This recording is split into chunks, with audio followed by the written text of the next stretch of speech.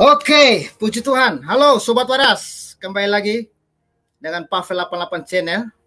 Salam sejahtera dan salam waras ya untuk kita semua. Sangat-sangat di luar dugaan kita bagaimana sebuah markas ya dari Polri, ya Bareskrim Polri, bisa terjadi hal yang begitu tidak wajar ya. Dan ini mengagetkan gitu loh. Ataukah selama ini memang sering terjadi hal yang demikian, cuman tidak terekspos? Atau baru kali ini terjadi hal demikian?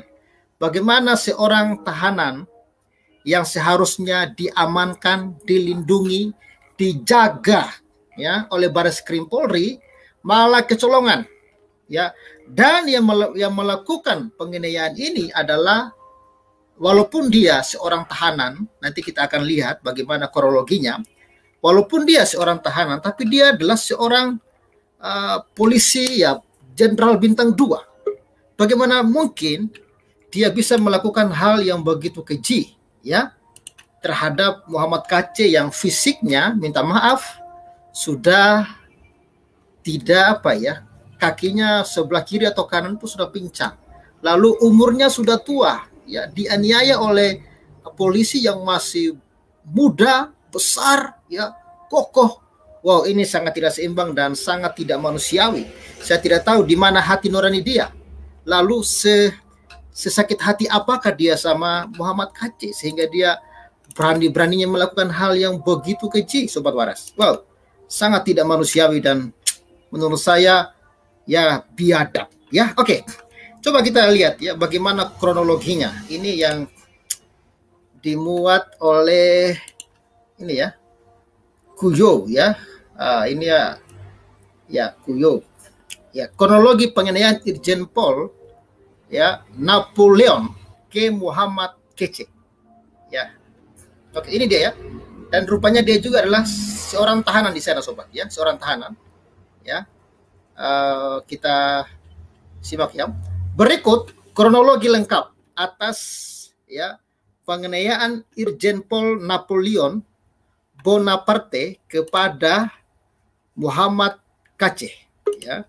Ini sangat seru ya, sangat menarik ya. Ya. Yang terjadi di dalam rutan tahanan. Bayangkan teman, terjadi di dalam rutan, di dalam tahanan. Irjen Pol Napoleon diketahui tengah diperiksa. Jadi dia juga sementara diperiksa ya oleh kepolisian setelah melakukan penganiayaan. Jadi sekarang sedang diperiksa ya di dalam rutan terhadap tersangka kasus penistaan agama Muhammad KC. Nah, jadi sekarang dia lagi diperiksa. Hal ini diketahui setelah Muhammad KC alias Muhammad Kosman melaporkan penganiayaan yang diterimanya ke Bareskrim Polri. Berarti yang melaporkan ini adalah individu Muhammad KC ya. Tidak melalui pengacara, dia langsung melaporkan ya seorang diri. Kalau kita lihat dari sini ya, dari tulisan ini ya, laporan tersebut terdaftar ke kepolisian dengan nomor LP 05 garing 8 2021 Bareskrim pada 26 Agustus ya.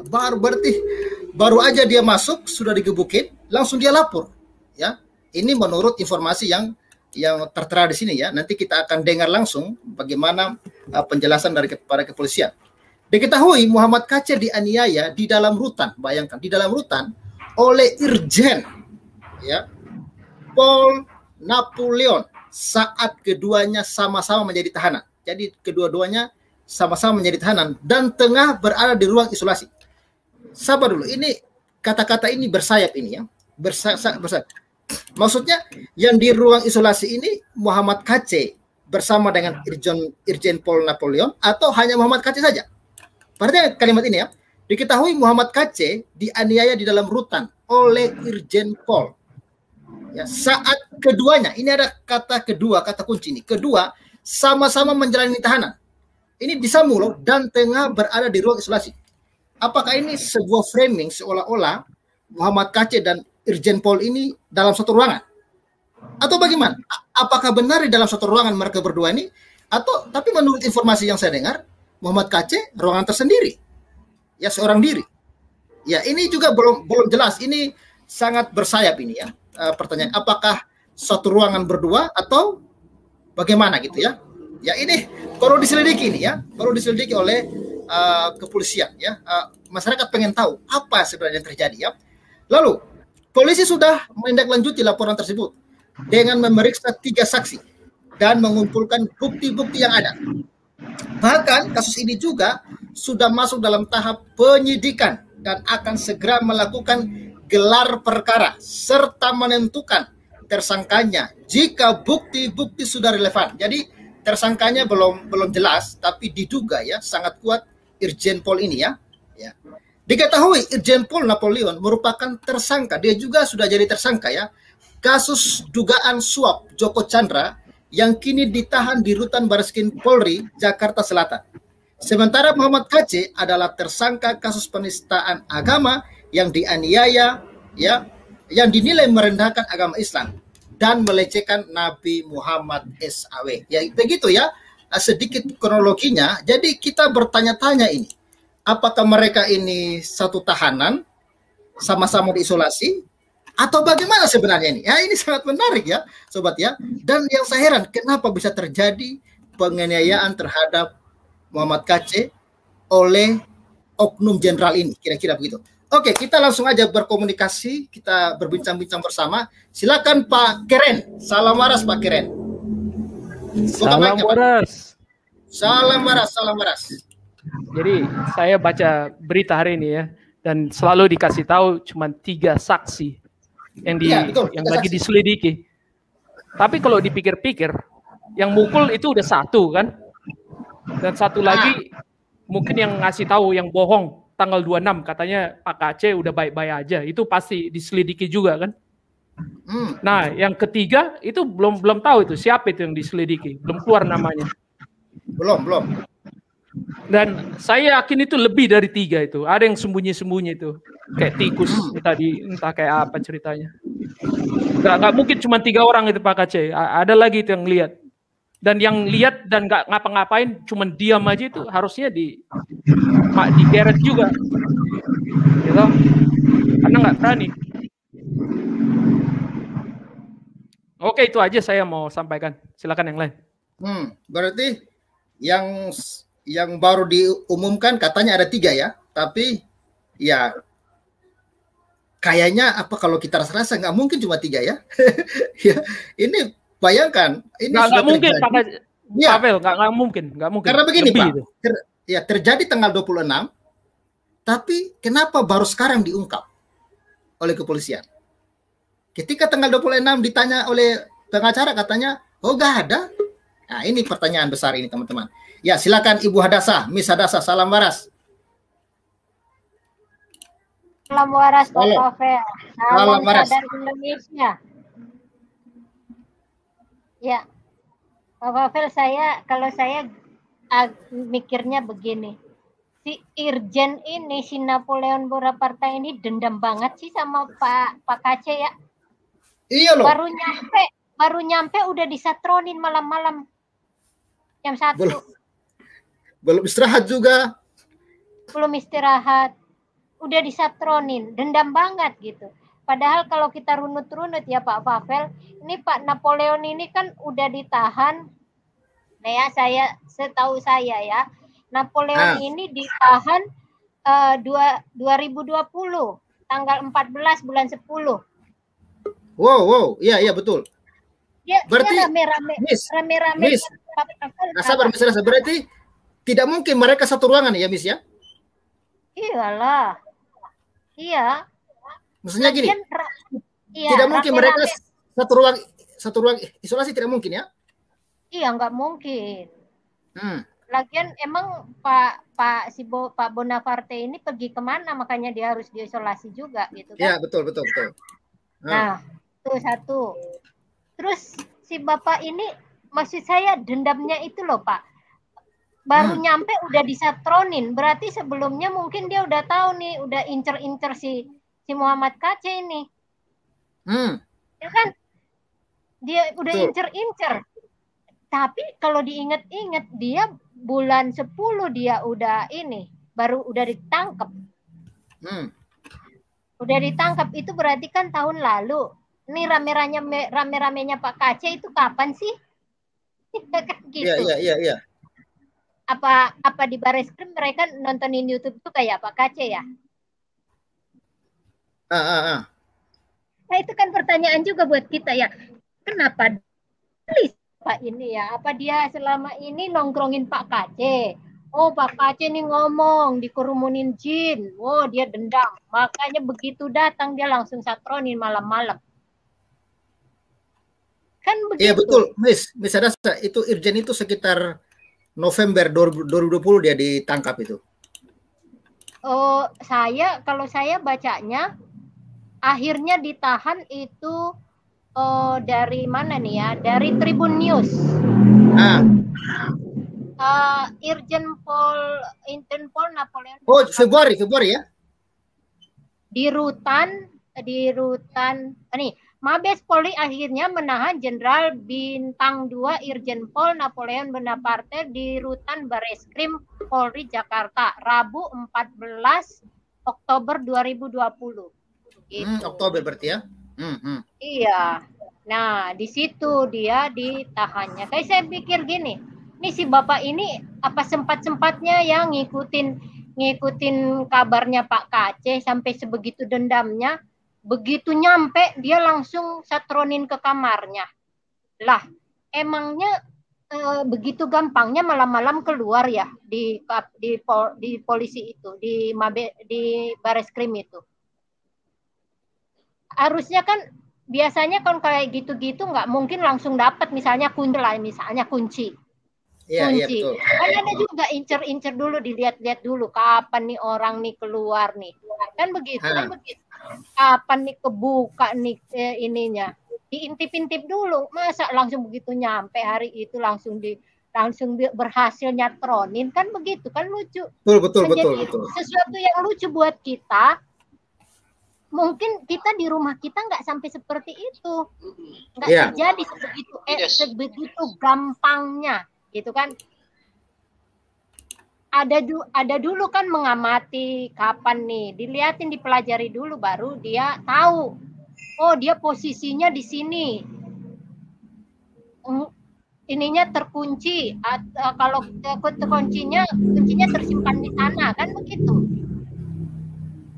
Ada waktu untuk mencari tahu dulu, nggak langsung wah dapat langsung ketebok gitu kan, langsung dipukuli.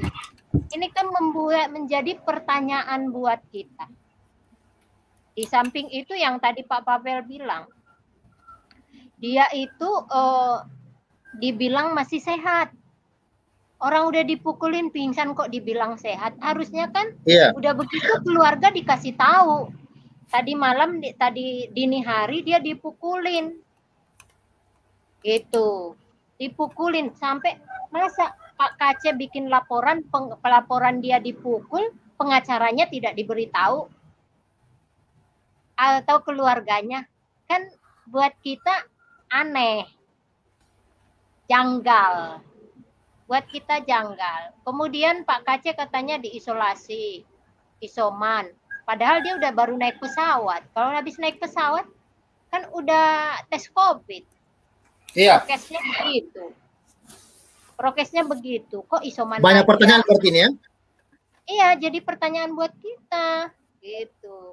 Jadi pertanyaan banget.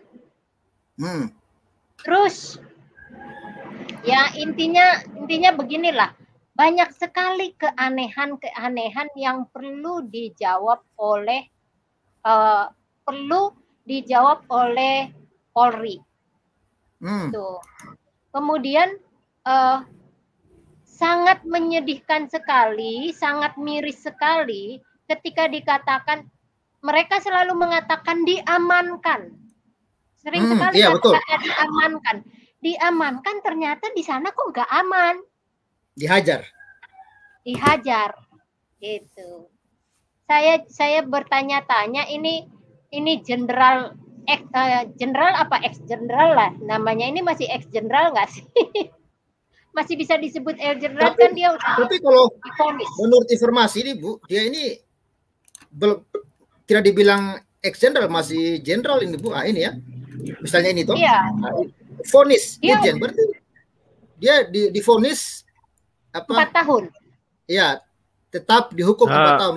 Ketika dia naik banding tetap 4 tahunnya, tapi dia masih disebut Irjen Napoleon. Bukan dibilang X ya, tapi tetap ya. Ya, sedikit saya tambahin PP 88. Ya, silakan. Jadi begini prosedurnya. Kalau polisi, kalau sudah diputuskan secara pidana putusannya, baru ada nanti sidang propamnya, diputuskan lagi secara kedinasan, dipecat. Jadi kalau dia sekarang, secara kedinasan belum, tapi secara sipil sudah putus, secara hukum pidana.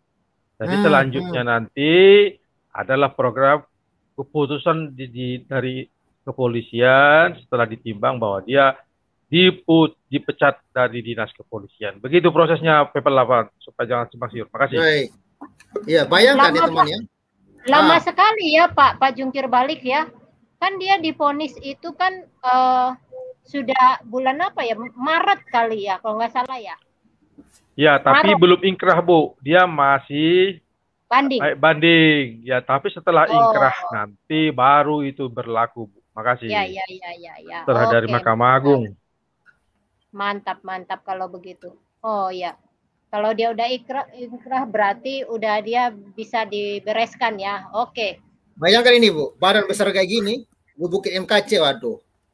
Iya, apalagi Pak KC secara fisik dia punya keterbatasan. Iya. Udah gitu, udah tua. Saya jadi bertanya, apakah irjen-irjen kita, jenderal-jenderal kita, hatinya seperti Bapak ini? Iya betul. Kita masih praduga juga ya, kita juga nggak boleh juga langsung percaya.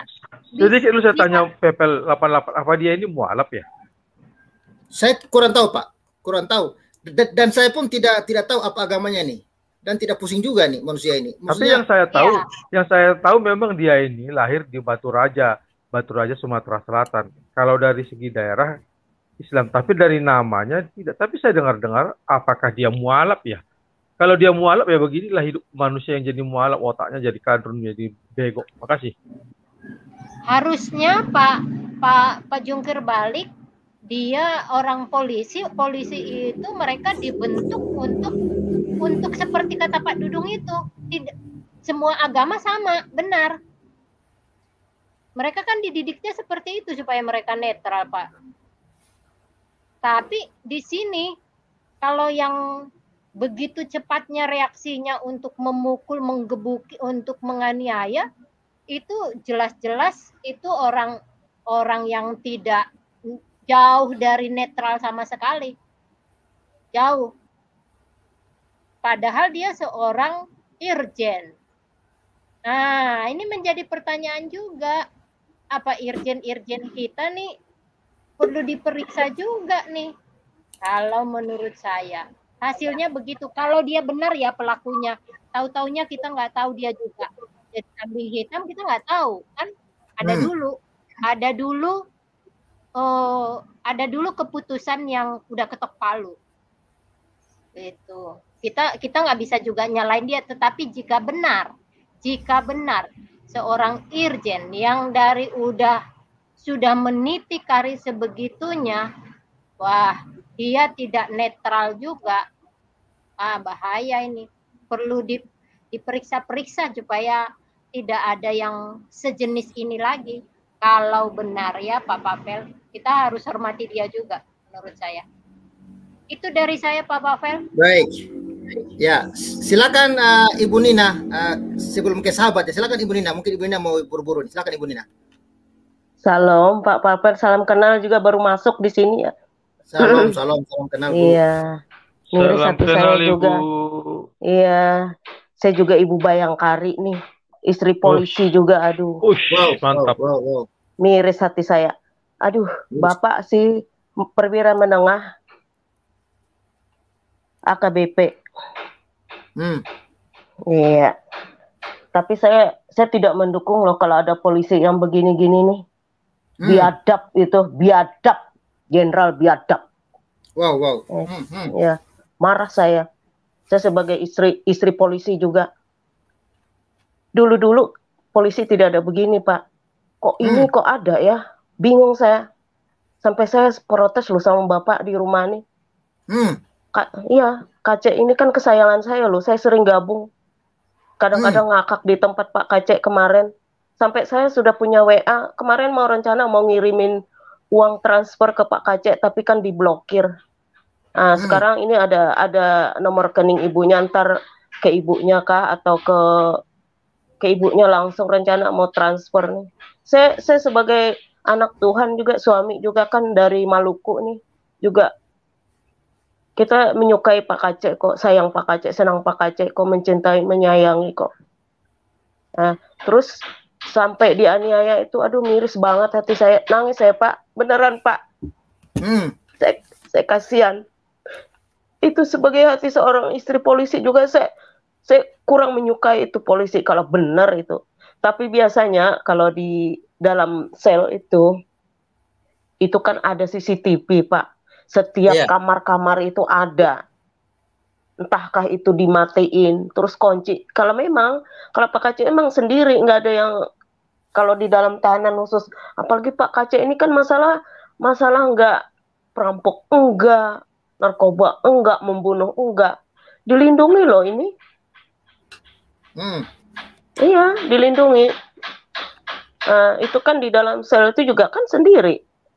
Nah, itu nanti kalau benar-benar itu terbukti, nanti itu CCTV itu ketahuan aja kalau memang ada yang, cuman ini praduga tidak bersalah kan, kita tidak memfinish langsung ya Pak ya. Iya. Terus juga kita polisi juga jangan disalahkan juga, polisi banyak yang baik loh. Apalagi orang-orang kita yang Kristen.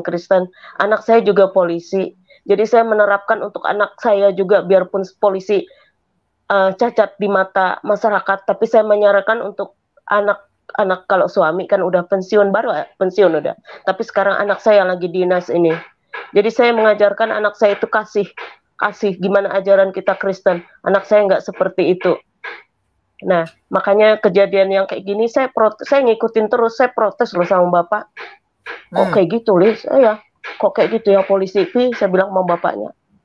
Tapi itu ya kata bapak itu kan itu bukan seiman kali, itu polisi kadrun, dia bilang. Marah memang benar-benar marah. Makanya saya bilang itu jenderal biadab, benar-benar biadab. Kalau itu benar, ya. Semoga tidak benar, Pak. Kalau tidak benar, saya mohon maaf kalau saya sampai mengatakan dari mulut saya yang sedang marah ini. Itu Pak, itu jadi saya menyuarakan, mudah-mudahan tidak lah, ya. Jadi biar itu bagus, terus lapornya ke Propam. Jadi Propamnya nanganin itu berkas perkara kalau memang dianiaya, disakiti. Itu bukti loh Pak, CCTV nggak bisa dibohongin. Kecuali kalau benar-benar beliau gimana cara entah dimati itu nggak bisa. Terus yang memberi kunci itu siapa, itu diselidiki semua kok. Kalau mereka benar-benar sekongkol, ketahuan kok nanti. Itu aja Pak dari saya Pak. Terima kasih Pak. Salam Pak. Emosi Pak, emosi. Ya, emosi saya. Ya. Wajar itu Bu, wajar. Iya. Wajar sebagai manusia. Apalagi ini Pak Kacek ini dilindungi kok, disayangi kok. Iya Pak, terima kasih Pak. Ganti sama yang lain dulu. Baik. Iya. Luar biasa. Terima kasih ya, itulah suara dari seorang istri polisi ya. Ya, oke, silakan Pak sahabat. Salam waras Pak. Ya, shalom, salam waras. Salam waras. Ya, ini Pak, kalau saya lihat dari kejadian pertama itu, ini adalah suatu drama dan skenario ini Pak. Karena apa? Begitu penangkapan, setelah itu katanya dengan catatan isolasi katanya. Setelah isolasi, siapapun termasuk keluarganya tidak bisa menemui. Dengan apa itu? Dengan catatan bahwa ini masih isolasi.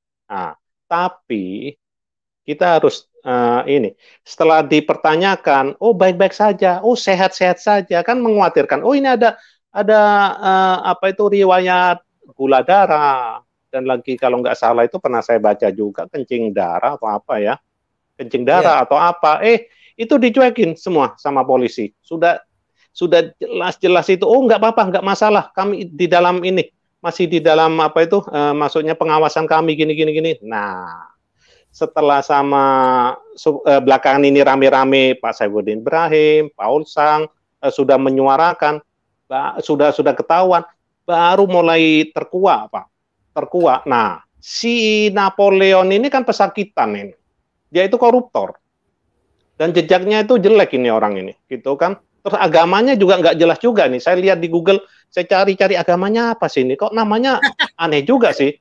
Nggak ada namanya. Nggak ada itu. Agama namanya juga aneh-aneh juga. Napoleon. Wah, Bonaparte lagi. Wah, ini orangnya nggak jelas juga, tapi irjen ya. Terus pernah diajukan jadi Kapolri. Lah, ini untung nggak jadi Kapolri. Kalau jadi Kapolri ini mau jadi apa ini institusi Polri ini? Iya, ini benar-benar drama Pak, skenario benar ini. Jelas-jelas ini. Ini harus kita viralkan terus Pak. Terima kasih Pak Pavel ya. Jadi dari satu hari ini sudah berapa kali bagus itu. Terus viralkan ini. Terus kita kawal terus Pak. Kawal terus ini. Ini memang ya maaf ya, ini biadab banget ini. Sangat biadab ini. Apalagi seorang irjen, ya sudah nggak irjen lagi lah, saya muak ini dengan irjen itu, si Napoleon lah, Napoleon Bonaparte ini keterlaluan, ya betul kata Pak Pavel, sudah gede besar gitu pas menghajar Pak Kaci, ini kok satu komplotan Pak, satu grup, bayangkan orang yang sudah begini dikeroyok sampai katanya pingsan, terus di apa itu, mukanya dikasih kotoran itu, aduh sangat biadab. Sampai beberapa hari ini saya termenung Pak, kok ada ya manusia sejahat ini, sangat jahat ini Pak. Ini karena sesembahannya salah menyembah mereka itu Pak, salah menyembah sehingga kejahatannya seperti ini. Itu katanya dapat pahala. Aduh, agama macam apa ini? Iya kan? Ya aduh, ini nggak habis pikir saya Pak. Viralkan terus ini Pak, terus kita kawal terus ini. Aduh, luar biasa ini. Kejahatannya luar biasa. Ya itu aja dulu Pak. Terima kasih. Baik, terima kasih. Ya, kepada semua sobat waras yang ada di live chat ya, yang menonton ini maupun secara tertunda ya, bantu ya di like video ini dan tolong untuk diviralkan ya. Saya kasih waktu kita untuk like video ini sobat.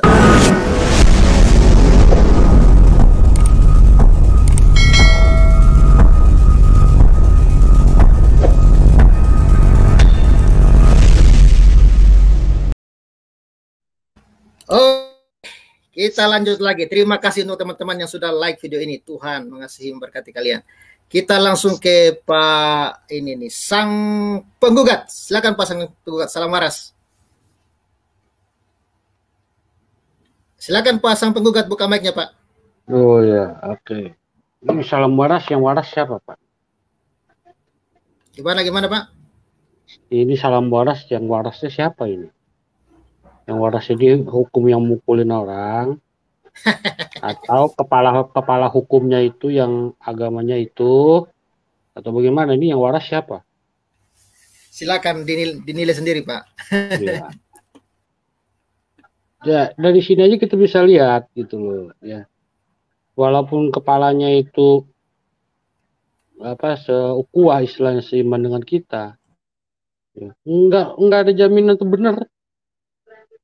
Itu di kantor dia itu, dekat dengan kantor dia. Betul. Harusnya dia kayak begitu-gitu udah memperbaiki secara internal dulu. Kemana aja Pak selama ini?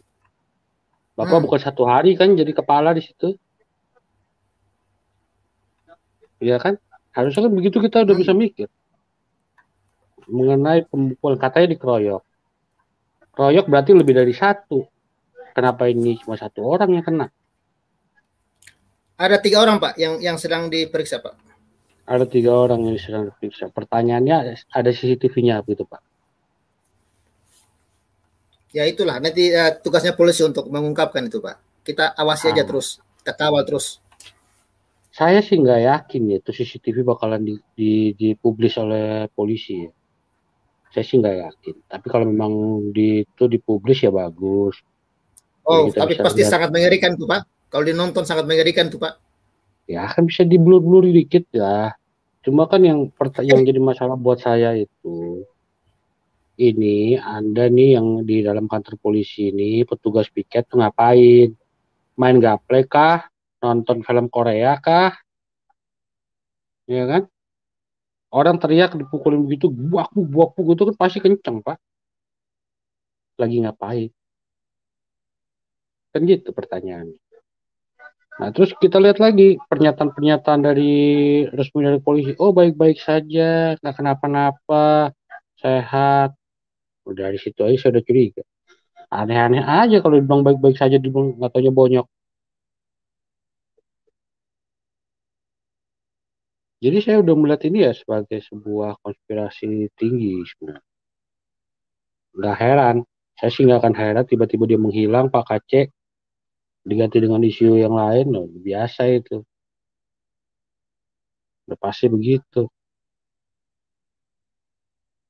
Cuma ya saran saya ya, kalau mau bernegara, negara dengan hukum positif, ya jalankanlah hukum positif yang benar. Kalau ibadah jangan diganggu. Nah, itu hukum positif yang benar. Kalau lu mau ganggu agama orang, ya udah lu ganggu. Tapi lu juga harus siap diganggu agama lu. Jangan baper. Kalau orang menista agama, oke. Lu mau tangkap Pak MKC, silakan. Ya walau lu tangkap juga. Ustadz Somad juga tangkap. Kemarin saya sempat ngomong juga begitu, ternyata kata mereka itu kan dalam masjid Pak. Oh berarti dalam masjid boleh ngomong begitu, nggak salah gitu Pak. Oh nggak salah menurut kami, ya menurut kamu. Yang dihina kita, yang menurut kamu ya nggak salah. Jadi kalau ajarannya menghina begitu, berarti kita juga boleh menghina ajaran dia. Orang ajaran dia menghina kita dulu kan. Tinggal minta kesadaran dari polisi aja. Anda aparat negara, bukan aparat agama. Kalau polisi aparat agama itu silakan cari aja tuh kerjaan sebagai aparat negara, ganti jadi aparat agama. Gitu aja. Jadi jenderal Taliban kayak di Afghanistan situ. Ya udah terlanjur emosi sebenarnya saya dari semalam. Tambah lagi kayak ada channel-channel Kristen yang kesannya tuh apa bilang Pak Fauzan itu hoak, bohong gitu ya. Tadi pagi saya lihat satu ngomong panjang lebar apa segala macam, tahu-tahu di Detikcom keluar informasinya. Ternyata benar ada pemukulan Pak Aceh. Saya nggak tahu tuh live-nya dia tuh masih disimpan apa enggak itu. Nggak punya malu, nggak punya informasi apa-apa, cuma nuduh orang bohong, bikin live. Luar biasa itu. Luar biasa bohongnya.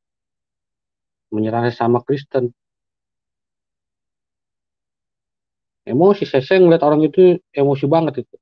Jadi orang-orang Kristen ya, seiman sama dia, malah dia serang. Apa jangan-jangan dia jadi kadrun, mau jadi kadrun, ya silahkan aja. Nggak ada ruginya buat kita kok. Kamu jadi kadrun, jadi aja kadrun. Gitu. Ya silakan yang lain aja Pak. Udah terlalu marah saya. Baik, oke. Minum air dulu Pak. Silakan ya. Pak. Berita hidup baru, silakan Pak. Ya, kalau saya lihat ini kasus, ya itulah sebabnya pemerintah segera harus hilangkan penista agama atau hukum-hukum yang berkaitan dengan pengadilan untuk masalah agama. Karena kalau masalah agama ini, ya ini dah akibatnya. Siapa yang lebih banyak orangnya, ya yang kecil disiksa gitu. Nah itu tidak benar memang. Apalagi kejadiannya sudah di kantor polisi, ini sudah sangat berbahaya ini. Ini sudah tidak seimbang. Itu akan berakhir dengan bisa SARA itu nanti. Kalau kayak begini. Kalau ini berita terus digulirkan, polisi tidak bertanggung jawab, wah bahaya. Jangan salah, Ya kan kekristenan juga banyak. Ya kan, bukan seperti ini cara mereka memperlakukan orang yang ditahan, itu tidak benar. Kalau bisa mereka juga diperlakukan seperti itu gimana? Jadi menurut saya tidak fair. Waktu kasus Ahok pun itu kan yang adili kan hakimnya orang Islam. Yang dihakimi adalah orang Kristen. Ya jelaslah keputusannya tidak mungkin benar. Makanya tidak usahlah masalah agama itu dipakai pengadilan-pengadilan. Sudahlah, kalau kamu mau hina agama orang, terserah kamu yang tanggung sendiri resikonya. Ngapain ikut-ikut pemerintah? Iya, di dalam kitab suci pun kita disuruh selesaikan masalah itu sendiri aja. Nggak usah pakai ikut-ikut pengadilan. Nggak perlu. Ini kan masalah Tuhan, bukan masalah manusia. Silakanlah. Masalah lain nggak boleh masuk ke pengadilan. Masalah kepercayaan biarlah. Kepercayaan kalau gini, Pak, itu yang... begini Pak, kalau Tuhan mau hidup ya tunjukkan kuasanya, kira-kira begitu ya? Iya, hukum, iya begitu. Nggak usah hukum-hukum nggak jelas itu. Pengadilan nanti mereka sendiri. Kecuali ini agama ini bukan terbesar satu atau sama imbang. Nggak mungkin lah pengadilannya juga bisa fair. Nggak mungkin juga polisinya nggak main pukul. Karena dia pasti rasa kepercayaan dia kan yang rasanya dihina kan begitu. Pastilah ada emosinya. Makanya ndak usah dimasuk-masukkan ke pengadilan hukum-hukum begitu. Oh, hanya ngomong kok, bukan membunuh. Kecuali ini apa ya, kepercayaan yang membunuh orang ya baru pengadilan lah. Wong ini apa yang disalahin? Dia menceritakan kepercayaan dia. Bagaimana? Sebenarnya ndak perlu di pengadilan-pengadilan. Sehingga tidak panjang, tidak menyita waktu. Ini kan merembet kemana-mana ini. Menyita waktu. Orang yang nggak tahu apa-apa, kok bisa main pukul. Nah, dia tahu apa. Nanti di pengadilan kenapa dia memukul kan gitu. Nah, karena itu saya pikir ya inilah negara sudah salah mengambil sistem begini, apalagi penista-penista agama dibilang tidak perlu ayat-ayat itu masuk, pasal-pasal itu. Cabut itu sehingga tidak ada lagi, ya orang bebas lah. Makanya kalau bisa juga KTP tidak usah kolom agama. Sehingga orang akan mengadili dengan baik. Orang mau pergi ke gereja ini minggu, dia rasa apa ya, biarlah dia memilih agamanya sendiri. Nggak usah kita tulis-tulis di KTP. Saya pikir kayak luar negeri kan mereka nggak sibuk dengan masalah agama. Kenapa? Orang mau pergi ke kelenteng kemana, terserah dia. Itu urusan dia dengan Tuhan. Kita nggak usah ikut-ikut campur atau rasa rese, rasa hitung-hitung kuat banyak, nggak perlu. Inilah yang tidak punya, ya hikmat ini harus dipakai lah. Kalau bila perlu Kementerian Agama juga dibubarkan, tidak penting. Buktinya sekolah Kristen loh, sekolah-sekolah negeri ya di Indonesia. Mana ada guru Kristen? Walaupun ada anak-anak Kristen di sana. Kan sudah nggak adil, nggak jelas itu. Kita harus tuntut semuanya. Kalau memang ada agama, oke lah. Semua sekolah mau berapapun muridnya orang Kristen, tetap harus ada guru Kristen. Tidak bisa diajar oleh guru lain, lalu kasih ujian kadang. Nah, inilah yang kacau. Makanya percumalah ada Kementerian Agama. Tidak perlu, karena nanti kementerian untuk satu agama jadinya, bukan untuk semua agama. Jadi saya harap ya ini ya permainan-permainan seperti ini, dan polisi kalau terlibat ini kelewatan itu namanya. Berarti dia itu wah, bukan lagi polisi sebenarnya. Itu penjahat kelas berat. Kenapa? Karena dia yang mengamankan harusnya, bukan dia yang menjadi menghancurkan gitu. Ini lebih kejam ini sebenarnya. Karena yang dilawan ini sedang di posisi ditawan. Ya, coba dia di luar. Oh, belum tentu ya. Saya pikir. Nah, ini polisi, ya saya pikir ini sudah kebobolan besar ini. Jadi polisi segeralah rilis secepatnya sebelum berita ini ditafsirkan miring ke banyak-banyak keadaan. Segeralah mereka rilis masalah ini di depan publik dan kasih tunjuk Muhammad KC. Tidak boleh mereka sembunyi-sembunyikan di depan publik. Kita harusnya pengacara minta supaya ditunjukkan di depan publik biar tahu kebobrokan itu. Bahwa kalau memang agama ini sudah menguasai di semua lini, ini bahaya. satu agama menguasai semua lini, ini bahaya. Akhirnya keadilan tidak akan ada lagi.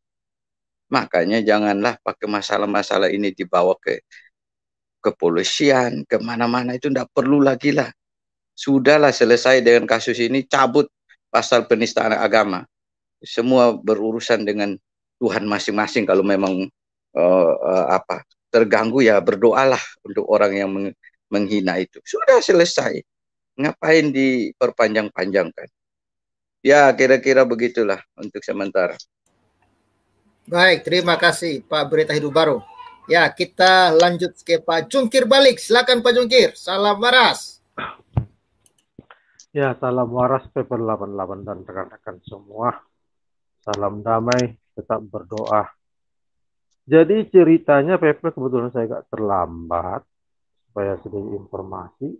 Setelah tanggal 26, itu kronologinya tolong apa sedikit lagi gimana kira-kira Paper? Oke, saya tunjukkan ya. Kronologi ya. Ya ini Pak ya. Kronologi penganiayaan Irjen Pol Napoleon ya. Ya. Ini terjadi di rumah tahanan rutan. Ya, dia sekarang tengah diperiksa ya atas dugaan penganiayaan tersebut ya. Hal ini diketahui setelah Muhammad KC alias Muhammad Kosman melaporkan. Berarti ini yang melaporkan rupanya Muhammad KC sendiri kalau menurut berita ini loh. Bukan pengacara yang lapor tapi pribadi dia sendiri. Oke, jelas. Oke, terima kasih saya. Ini Pak, ini yang sangat ini Pak. Yang menarik saya tadi dibaca. Sabar ya.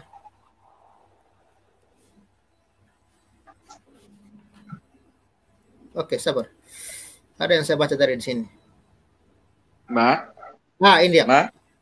Diketahui Muhammad KC dianiaya di dalam rutan oleh Irjen Pol Napoleon saat keduanya sama-sama menjadi tahanan. Ini kan disambung dan tengah berada di ruang isolasi. Maksudnya gimana? Apakah kedua-duanya dalam suatu ruangan isolasi? Nah, ini dia. Kebohongan yang awal akan beruntut kebohongan yang terakhir berikutnya. Jadi kita udah ngerti saya Paper 88. Jadi inilah yang kita bilang sering kalau ada pemeo, kebohongan awal akan mengikuti kebohongan berikutnya. Satu, saya akan tanyakan ini polisi begini. Kalau tanggal 26 sudah ada laporan penganiayaan, polisi sudah melakukan visum Pak sama siapa? Muhammad KC. Betul. Ini aja, kita nggak usah banyak-banyak cerita lah. Kalau memang betul tanggal 26 ada laporan, berarti tanggal 26 itu sudah diadakan visum et repertum. Sekarang sudah dilakukan kan nggak? Kalau sudah tahu bahwa si Muhammad KC dianiaya. Ini kan sudah aneh. Kebohongan bagi kita yang tahu hukum kan jadi kebohongan nggak jelas. Sementara kemarin pengacaranya masih mau mengajukan visum et repertum.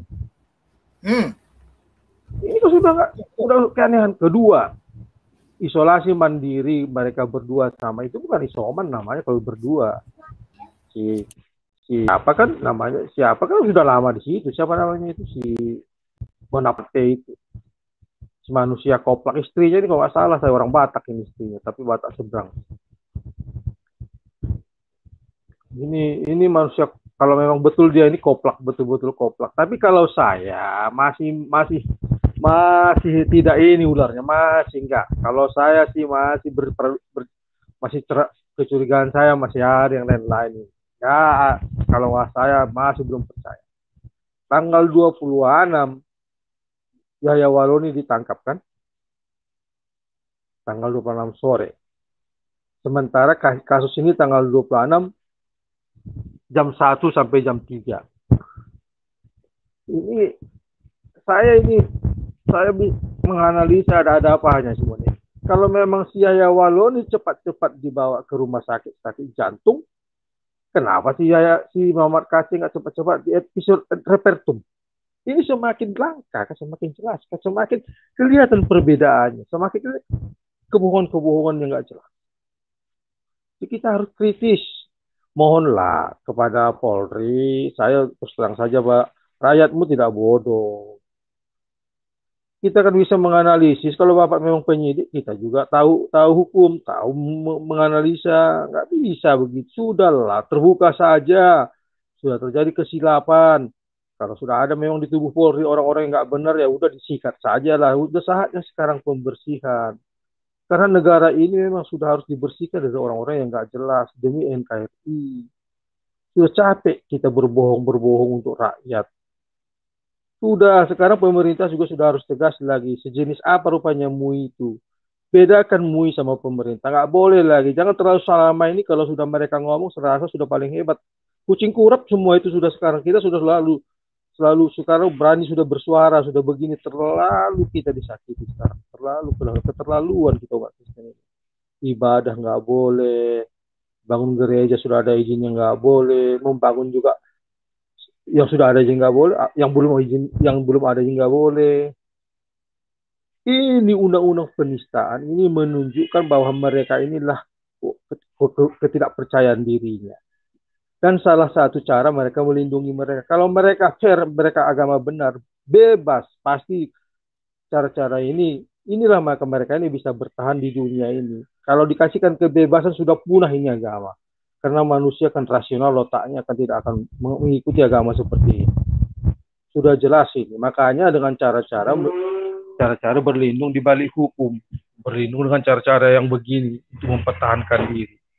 Kalau mau jujur, coba dilakukan seperti kita umat Kristen. Tetap bebas, tidak ada. Ya kalau agamamu. Berani nggak orang itu begitu? Makanya semua ini undang-undang penistaan agama ini adalah alat perlindungan diri. Tameng mereka, jujur dia. Makanya kan orang ini semuanya ngecap-ngecap doang. Kita bicara terbuka saja lah. Ngapain undang-undang penistaan agama ini dibikin jadi undang-undang? Seperti dibilang saudara Kehuta yang tadi itu, betul. Lebih bebaskan aja lah masalah agama pribadi kok. Kalau memang dia benar, akan berjalan. Kalau nggak benar, punah. Nah, tapi kita kembali, memang beginilah mereka. Mereka ini dilindungi hukum dengan cara itulah mereka bisa bertahan. Oleh karena itu kita yang waras bertanya, kenapa begitu? Berarti perlu kita bertanya ajarannya. Ya kembali ke pokok permasalahan, sudah jelas ini sudah banyak kejanggalan. Dari segi hukum juga. Dari segi apa juga. Pertama, banyak alasannya. Pertama, dia isoman. Kalau isoman itu pasti nggak boleh berdua.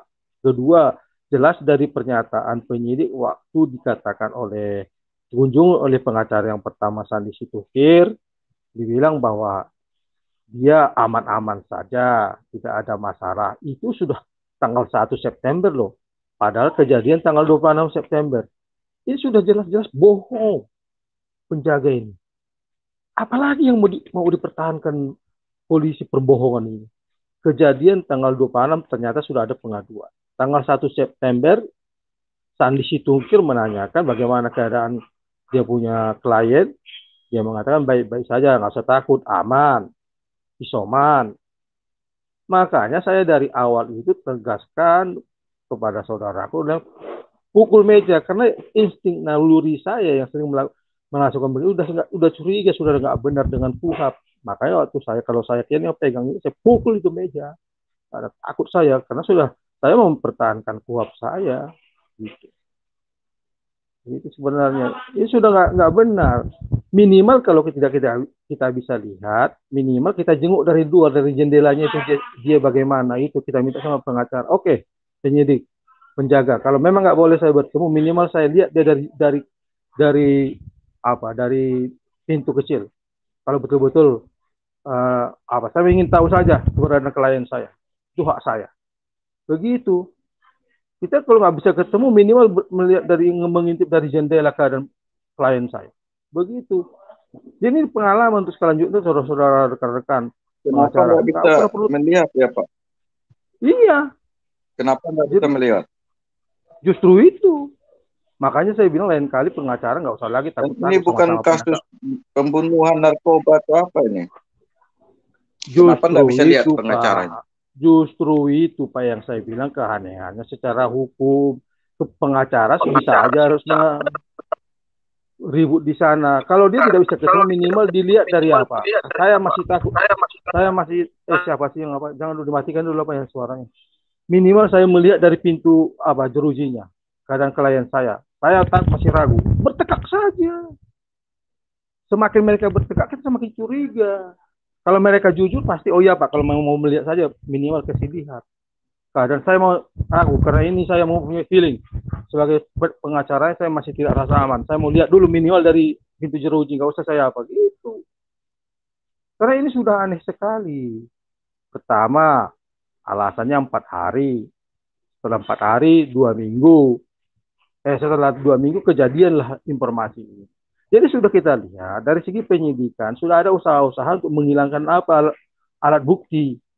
Ini kan sudah terjadi pembohongan, sudah terjadi Yunto 55 bersama-sama yang melakukan ini, sengaja menghilangkan alat-alat bukti begini. Setelah pengacara terakhir baru ketahuan. Sementara kejadian sudah tanggal 26. Jadi kalau analisa identifikasinya, ada apa sebenarnya? Kalau seandainya ini ya analisa saya, kalau seandainya inilah Tuhan masih melindungi siapa si KC.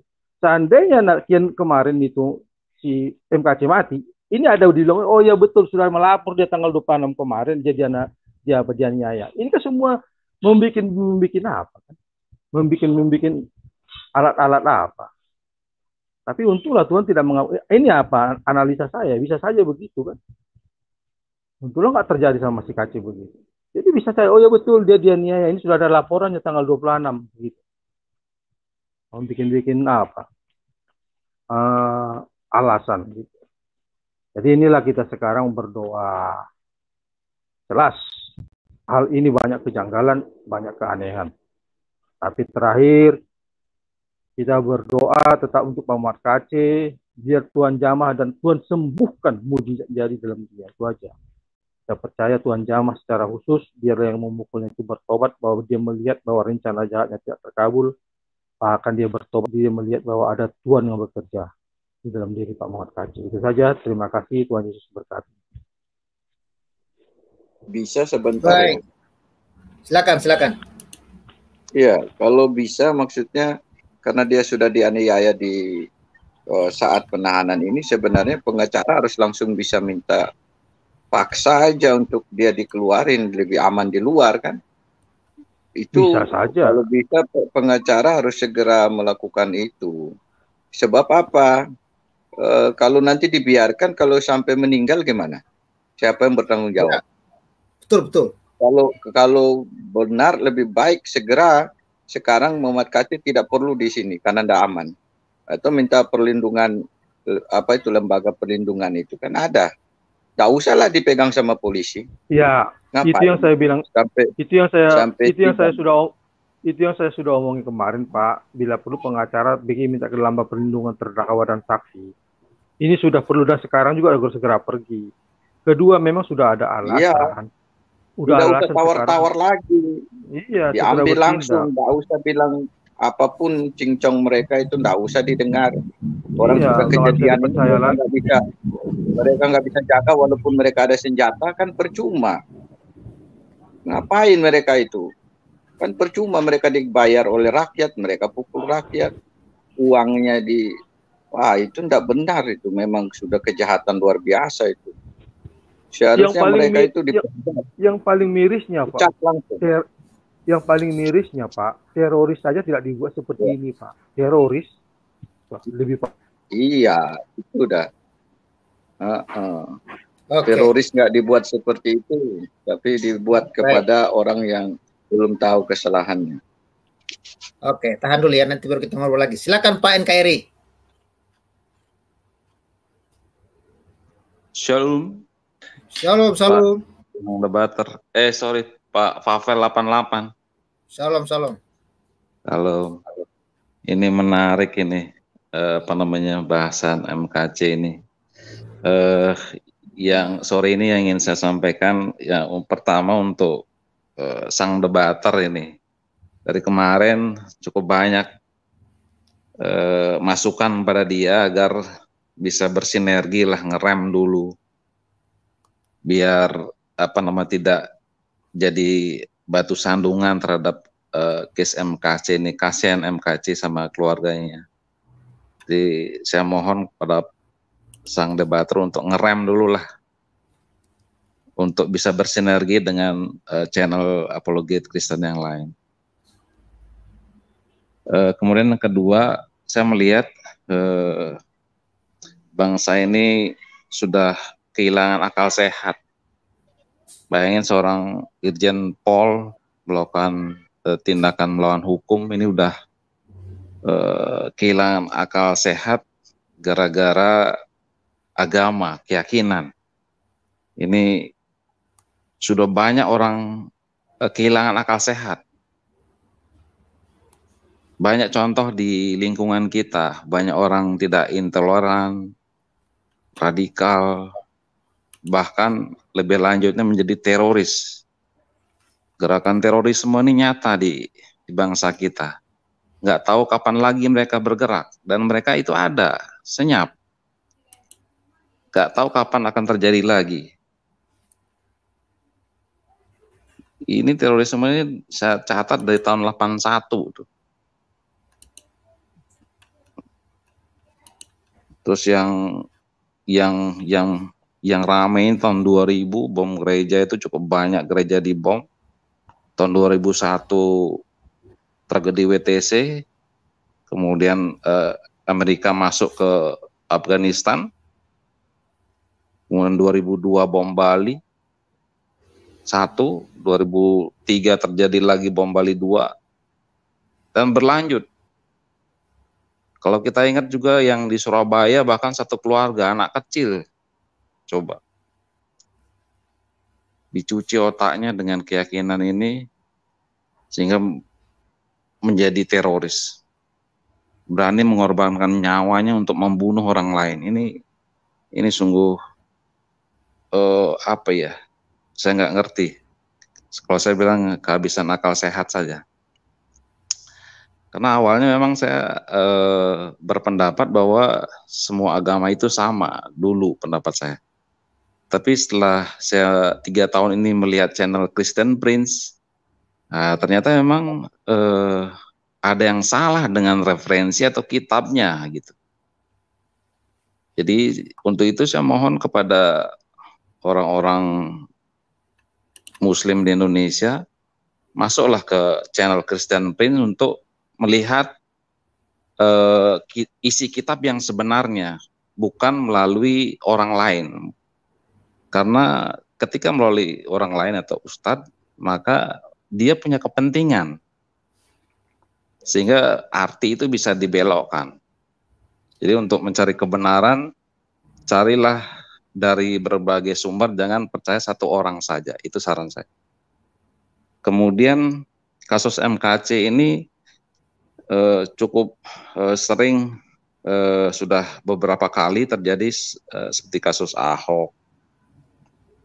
Itu kalau kita merefer ke sana lagi, kalau kita bayangkan dia pidato di Kepulauan Seribu itu, kemudian 9 hari atau 12 hari setelah itu beritanya dipelintir, baru orang marah-marah. Jadi kalau memang dia pidato di Pulau Seribu tuh orang marah-marah, harusnya waktu itu. Kenapa bisa ditunda marahnya? Kemudian dipolitisasi sehingga Pak Ahok masuk penjara. Jadi orang yang punya sangat potensial memajukan bangsa ini terpaksa masuk penjara. Dan ini yang mengikis rasa keadilan kita sebagai anak bangsa. Sedangkan kita lihat sendiri, ya, kasus MKC ini kan sumbernya dari bahasan Abdul Somad yang mengatakan disalib pada jin kafir. Nah, sementara dia bebas-bebas saja gitu. Sementara Pak KC langsung ditangkap, kemudian sehari setelahnya katanya disiksa, kemudian harus bisa ditengok seminggu kemudian ditengok seminggu kemudian diperpanjang lagi seminggu lagi. Nah ini kan ternyata disiksa dulu. Nah ini kan ada hal yang disembunyikan oleh pihak kepolisian, sehingga kepercayaan terhadap kepolisian menjadi luntur gitu. Jadi mohonlah pihak kepolisian menjadi penegak hukum agar bisa adil. Karena keadilan ini yang akan memupuk rasa kebangsaan kita, kebanggaan kita sebagai anak bangsa. Jadi saya rasa itu dulu Pak Pavel, terima kasih. Luar biasa, terima kasih Pak. Oke, kita lanjut dulu. Silakan Pak Obaja. Salam waras Pak Obaja. Buka mic-nya Pak Obaja. Salam waras. Nah, ini Pak Pavel kayaknya terus teriak-teriak nih, gubrak-gubrak terus. Ajar terus, viralkan terus teman-teman ya. Bantu dong di up video ini ya supaya semakin banyak yang nonton. Silakan lanjut Pak. Betul, itu saya lihat ada beberapa juga yang dislike ya. Ada juga yang ya itu pasti roh hakadrun lah. Ya. Jadi sesuatu yang baik menurut saya harus diviralkan ya. Nah, saya barusan kirim itu Pak Pavel. Ya. Saya share ya. Ya, silakan. Apakah orang ini yang dimaksud? Dia Pak.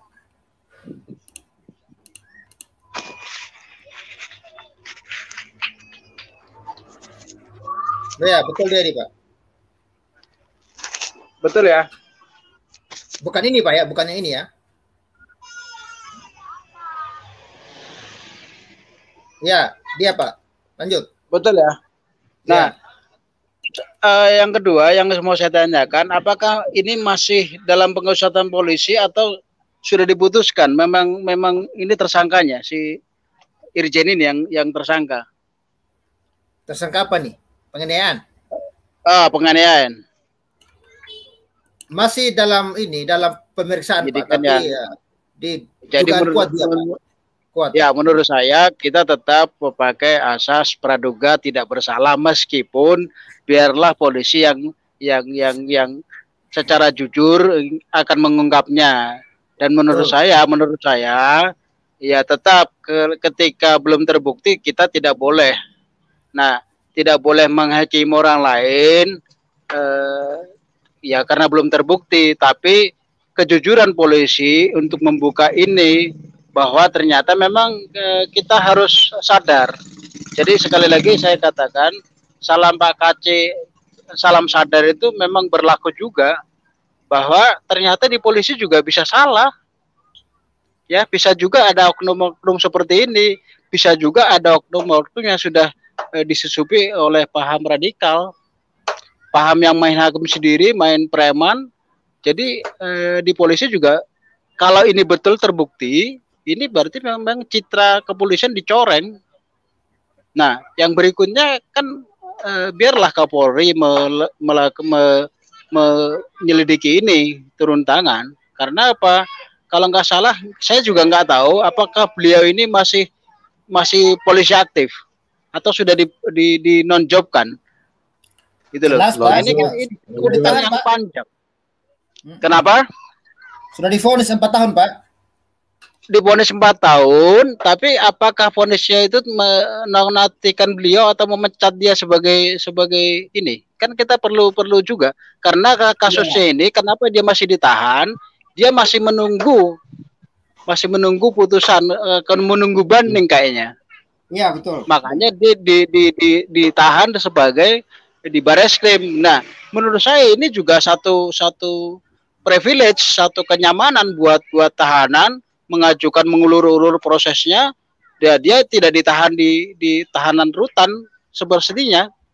Harusnya tetap ini juga satu PR polisi, jangan ngulur-ngulur. Karena apa? Tahanan Bareskrim kalau itu adalah pejabat polisi yang ditahan di situ, otomatis kan yang jaga piket jaga itu mungkin masih juniornya dia, takutlah dia. Betul. Ya. Jadi ini menurut saya ini satu hal yang membuka mata kita semua ya untuk sadar bahwa ada memang kasus yang diulur-ulur, proses banding diulur-ulur biar orang itu menjalani hukuman tidak di tahanan semestinya tapi di tahanan Bareskrim dia otomatis kan dia di tahanan polisi, yang menjaga dia juga otomatis banyak kan juniornya. Jadi kok bisa dapat kunci? Menurut saya lah ya, kalau betul-betul ini orangnya, menurut saya betul-betul memang ya yang jaga piket saat itu mungkin juga takut sama dia, sehingga dia dengan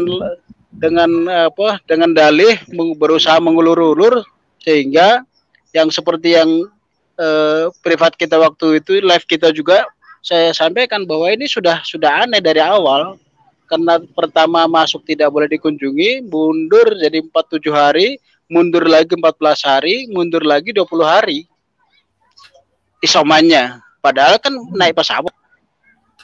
Iya. Harusnya kan waktu hari kedua, nah waktu itu kan juga sempat kita share juga kan, ada berita dari Warkata Kota kalau nggak salah, itu ada bocor, ada dugaan Pak KC dipukulin, digebukin, dikeroyok. Itu kan ada sempat juga Warta Kota tanggal 1 kalau nggak salah. Dari situlah sebetulnya beredar kecurigaan kita, karena nggak mungkin lah wartawan berani memuat itu seperti itu kalau tidak ada berita yang harus ditindaklanjuti. Nah, menurut saya ya, saya salut kepada polisi yang sudah berani membongkar ini ke umum, tapi biarlah dilaksanakan hukum yang lebih lanjut. Kalau perlu itu dipecat, kalau perlu disuruh kembalikan, itu enak banget itu hukumannya, cuma 4 tahun dan dia adalah melindungi koruptor itu. Bila perlu diperberat ya menurut saya.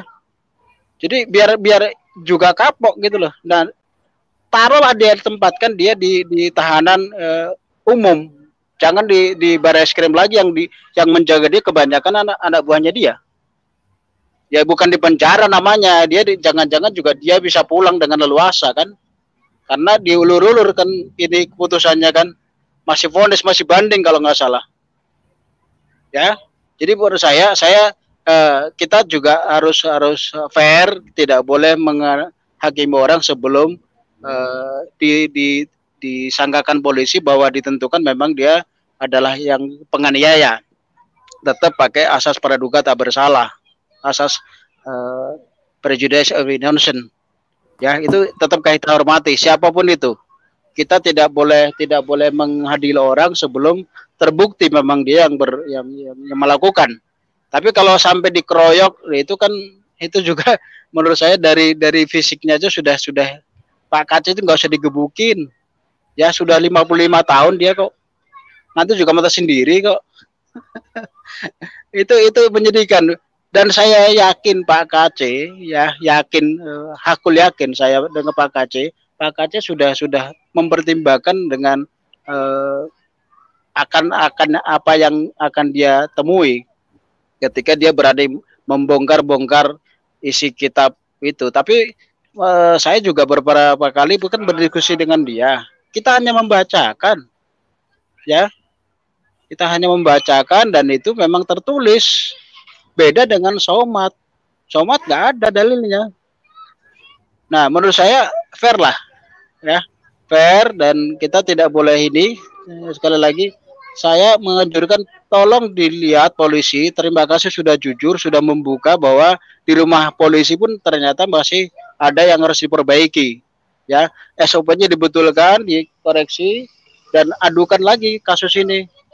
Kalau dia memang terbukti bersalah, ya saya yakin ini kan orang dulu pernah ngajukan diri jadi Kapolri kalau nggak salah, ini orang ini jadi calon tapi gagal ya orangnya begini bagaimana nggak aja gagal gitu loh. Nah, yang terbukti terakhir kan dia kasus Joko Chandra melindungi tangan Ratna Tes, sehingga Joko Chandra bisa bebas berkeliaran, masuk pulang PP itu, masuk dalam negeri, keluar lagi dengan kasus yang sebagai karena dihilangkan peringatan red notice ya. Terima kasih Pak Pavel, segitu aja. Baik, terima kasih. Kita lanjut lagi. Silakan Pak Gersom. Salam harus Pak Gersom.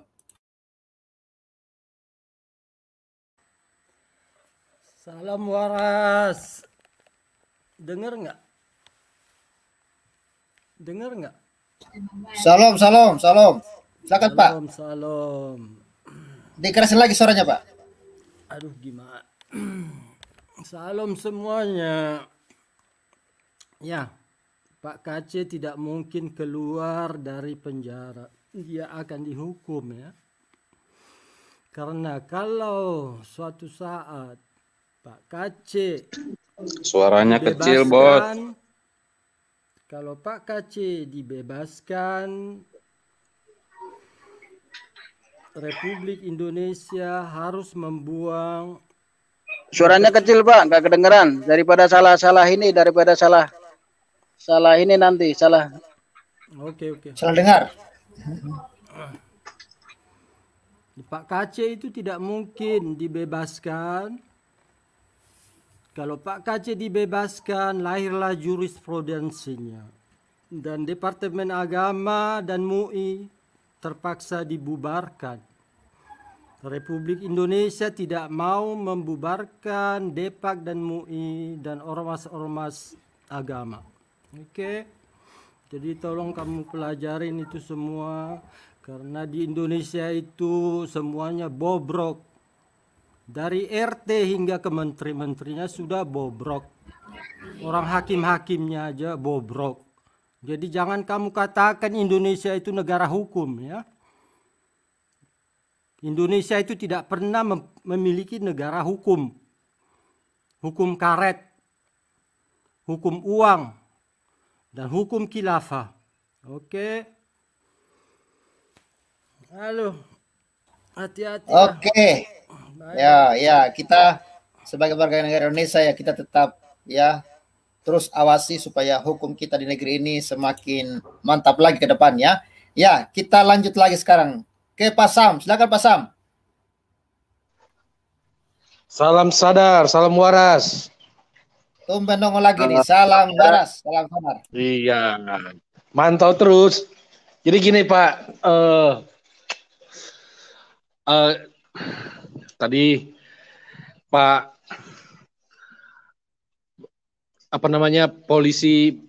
oknum polisi ini terlalu kecil lah, maksudnya untuk dilindungi nilainya dibandingkan sebuah institusi Polri yang harus dijaga wibawanya seperti itu. Dan kita memang bertanya-bertanya kenapa lama sekali untuk membuka ini sampai tergulungnya opini publik ya di dalam youtuber ini kan juga sebuah opini publik menggulung besar menjadi yang disebut dengan tekanan publik. Nah, lama sekali itu prosesnya. Kita kan bertanya apabila Christuber atau media massa tidak menggulung ini terus dibunyikan, kita akan bertanya apakah akan terungkap telah terjadi penganiayaan seperti itu.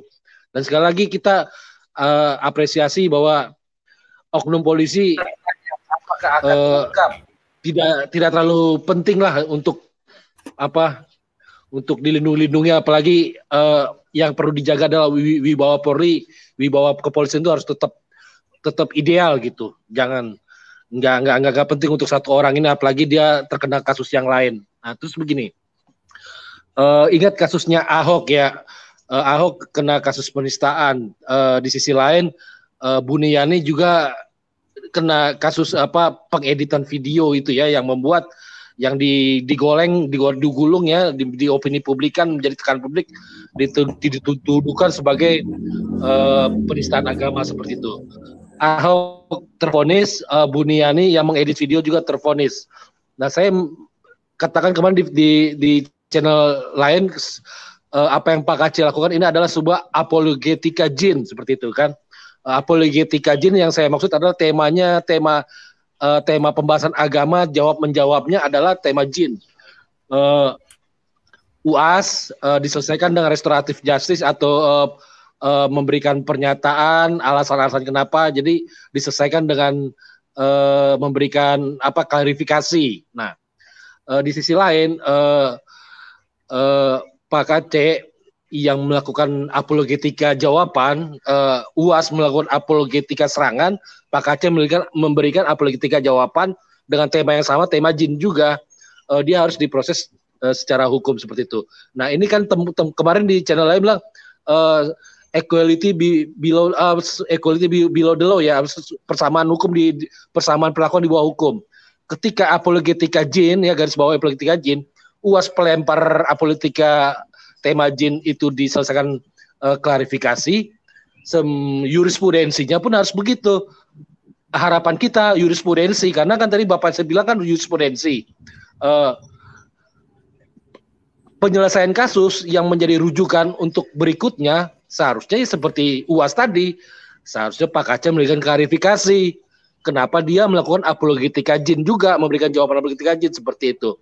Dan memang undang-undang penistaan agama ini ya teman-teman tahulah seperti ada yang bilang pasal karet, tebang pilih segala macam ya, memang sudah apa ya, harusnya sudah menjadi pertimbangan apakah pasal ini perlu dipertahankan atau tidak, karena kalau kita merujuk ke kebebasan berpendapat, salah satunya adalah bebas untuk menjawab tuduhan atas iman seperti itu. Pak Aceh menjawab atas tuduhan iman, yaitu jin disalib seperti itu, dan dia kalau di ilmu diskusi logika menggunakan pertanyaan yang sama kepada lawan seperti itu. Dia Pak Aceh menggunakan pertanyaan sama atau menggunakan tema yang sama, tema jin kepada yang menyerang tersebut. Nah seperti itu di ilmu logika debat ada seperti itu. Saya lupa nama istilahnya itu. Nah seperti itu. Nah, perlu dipertimbangkan ya bahwa pasal ini udah apakah masih perlu di zaman seperti ini, karena tadi kebebasan berpendapat, kebebasan beragama, termasuk kebebasan beragama itu termasuk di dalamnya adalah membela atau menjawab tuduhan atas agama yang kita imani seperti itu. Itu menurut saya Pak Pavel. Terima kasih. Luar biasa. Ya, terima kasih untuk opininya Pak. Nanti kita akan buat tema tangkap UAS atau bebaskan MKC. Ya, mantap itu nanti ya kita bombardir lagi juga Pak Pavel. Ada juga orang ini, Bapak ini tadi komentar juga aneh. Menurut saya masa jin bisa dibuktikan? Aneh kan, lucu kan? Tapi nanti ya kalau ayat itu ada tertulis, bisa saya buktikan. Yang dibuktikan adalah catatan literaturnya, Pak. Tapi kalau suruh buktikan jin ya nggak bisa. Nah, gimana? Nanti Bapak siapkan materi jinnya, nanti kita akan buat sesi khusus ya. Tangkap UAS atau bebaskan MKC. Kita bahas jin. Oke. Itu tertulis kok. QS itu tertulis, QS 72 ayat 19 itu ada. Semua silakan baca, buka sendiri, nggak usah ditampilkan. Memang ada tulisannya kok. Tapi kalau suruh buktikan jin bentuknya apa, kayak omongan Somad di jin di salib ada jin, kafir lagi. Itu suruh buktikan. Kalau bisa dia jempol. Saya angkat topi, saya mau alaf hari ini. Kalau bisa buktikan ada ayatnya gitu loh. Terima kasih. Oke, kita lanjut dulu ya. Silakan Pak Yuda Lam, silakan. Buka mic-nya Pak Yuda. Halo Pak Yuda, buka mic-nya Pak. Ya, salam waras Pak Pavel. Salam waras. Ya, saya sering monitor sih, tapi masuk baru kali ini ya. Terima kasih Pak sudah bergabung. Lanjut Pak. Ya, kalau saya lihat sih di institusi kepolisian itu tidak ada keadilan, dan juga saya melihat 90% lebih tidak ada keadilan di kepolisian itu. Kita lihat aja contoh-contoh ya, ketika pembakaran gereja dan yang terakhir ini Masjid Ahmadiyah ya, itu polisinya hadir, pada nonton berdiri. Waktu pembakaran gereja juga begitu, sama, pada hadir nonton balik. Nonton aja. Jadi tidak bertindak apa-apa. Jadi polisi-polisi ini sudah jadi polisi agama Islam, bukan polisi pembela rakyat. Ya. Kalau saya melihat film-film luar negeri, Pak, ya, ketika polisi itu hadir, ya, mereka tegas, berani ditembak. Nah kita ini kan masih ajas praduga nggak bersalah. Kalau sudah melawan Ketika penegak hukum itu hadir masih melawan, itu sudah bukan praduga nggak bersalah lagi, sudah bersalah. Itu poin kedua. Poin ketiga itu ketika pengacara mau minta ketemu dengan Pak MKC, Pak, saya lihat sepertinya polisi ini mengulur waktu. Memang semua itu direkayasa. Kalau dibanding ke luar negeri ya, kekuatan pengacara itu dahsyat. Mereka nggak berani menolak polisi-polisi itu. Kalau mereka menolak, mereka yang kena itu, Pak. Ya, poin keempat, kalau Pak MKC sampai mati, Pak, Indonesia ini bisa gempar, bahkan dunia. Karena beritanya sudah masuk ke Joseph Paul Chang, sudah ke berita Perancis sama Eropa gitu ya. Mereka sudah tahu semua. Nah, jadi wartawan-wartawan luar negeri sudah tahu. Jadi Indonesia ini sedang diawasin. Jadi di dalam negeri sendiri, hukum di Indonesia itu sudah cacat. Bagaimana luar negeri, dalam negeri aja sudah cacat. Yang kelima, kalau MKC sampai meninggal, Pak, MKC itu akan terbit seluruh dunia. Multiply Kingdom of Christ akan tumbuh di mana-mana. Ya, itu aja Pak Pavel. Baik, luar biasa. Ya. Terima kasih Pak Yuda. Oke, kita ke cepatlah sadar dan bertobatlah. Silakan, Pak. Ya, shalom Pak Pavel dan rekan-rekan semua. Salam waras, salam sadar, cepatlah sadar dan bertobatlah. Ya, oke. Melihat fenomena yang sedang terjadi saat ini tentang Pak KC ini ya. Ya, kronologis yang ditampilkan di judul channelnya Pak Pavel ini saat ini, saya masih tanda tanya, apa iya benar ya Napoleon gitu maksudnya, atau ada orang lain, atau ini masih asas praduga tak bersalah ya, gitu. Apakah benar beliau atau ada orang lain, gitu kan? Kan orang ini di dalam tahanan. Apakah dia benar nge-YouTube juga? Kan gitu kan?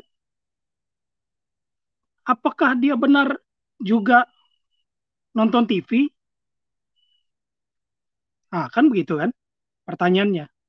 Kan kalau sampai dia terpancing, kayak tadi Bu Hadasa ya ada berkomentar, sepertinya dendam sekali orang ini sama Pak MKC nih, si Pak Napoleon ini. Loh, dia mau dendam dari mana dulu? Kan dia di tahanan. Berarti kalau dia dendam, dia nge-YouTube dong. Ceritanya kan gitu kan. Nonton YouTube gitu loh. Iya kan? Kalau dari media TV, kurang berita tentang Pak MKC. Tapi kalau dari YouTube, bisa jadi. Ini yang jadi pertanyaan lagi nih, ya kan? Gitu. Jadi, ada banyak pertanyaan. Jadi ada kecurigaan-kecurigaan yang muncul loh, betulnya. Yang bisa membuat masyarakat menjadi curiga. Ini masih asas praduga tak bersalah ya. Apakah beliau dikambing hitamkan? Bisa jadi. Seperti itu. Ini kan masih dugaan-dugaan ini. Ada oknum lain mungkinkah? Tapi kemudian karena dia sudah ditahanan. Atau bagaimana? Nah, ini harus jadi pertanyaan ini. Dan tentu bukan hanya satu orang ini pasti. Semua yang terkait harus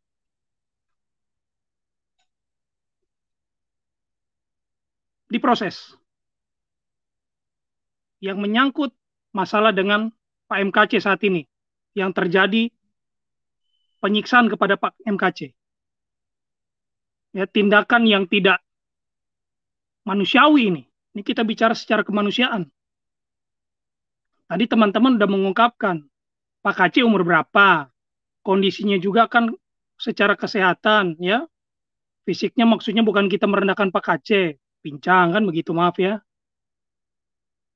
Terus dilakukan hal-hal kalau yang memang terjadi penyiksaan itu benar, waduh, dan ini dilakukan oleh oknum perwira, rasanya gimana ya? Gitu. Jadi ini ada banyak pertanyaan yang muncul, ya, dugaan-dugaan, kecurigaan-kecurigaan yang harus dijawab oleh institusi Polri. Gitu. Kayaknya masih antara iya Pak Napoleon bisa iya. Ini kan masih asas praduga tak bersalah nih. Gitu. Makanya saya lebih otentik lagi, nanti saya lebih yakin lagi ketika bisa berkomentar lebih gubrak-gubrak lagi ketika terjadi pengacara, semua sudah terlihat jelas. Gitu. Maksudnya siapa? Betulkah hanya Pak siapa ini, Pak Napoleon saja kah, Pak Irjen ini kah? Gitu kan? Atau benarkah Pak Irjen ini atau bukan Pak Irjen, ada orang lain? Iya kan? Gitu. Jadi ini harus dipertanyakan ini dan ini harus dijawab. Nah, ini kesempatan Pak Listio Sigit sebagai Kapolri untuk membersihkan institusi dia. Ini peluang baik ini sebenarnya, peluang bagus sekali buat Pak Kapolri ini, untuk membersihkan tubuh institusi Polri yang dipimpin sama Pak Listio Sigit yang dipercayakan negara, dipercayakan rakyat sebagai pemimpin di tubuh institusi Polri untuk membersihkan institusi Polri yang saat ini dipimpin oleh Pak Listio Sigit. Ini kesempatan Bapak, Pak. Jadi ini peluang yang baik dan ini juga ketika ini bisa berjalan dengan sukses, Bapak punya nama akan menjulang luar biasa baik. Dan orang-orang yang terkait untuk untuk menyingkapkan kasus ini, sebenarnya ini kasus mudah ini. Kita angkat jempol untuk kepolisian kita. Kasus-kasus sulit aja yang sudah dikamuflase, dibikin skenario yang sulit aja bisa mereka pecahkan ya kan kepolisian. Lah yang ini kan mudah ini sebenarnya, karena apa? Di dalam Mabes ya kan, terlalu mudah ini untuk disingkapkan sebetulnya.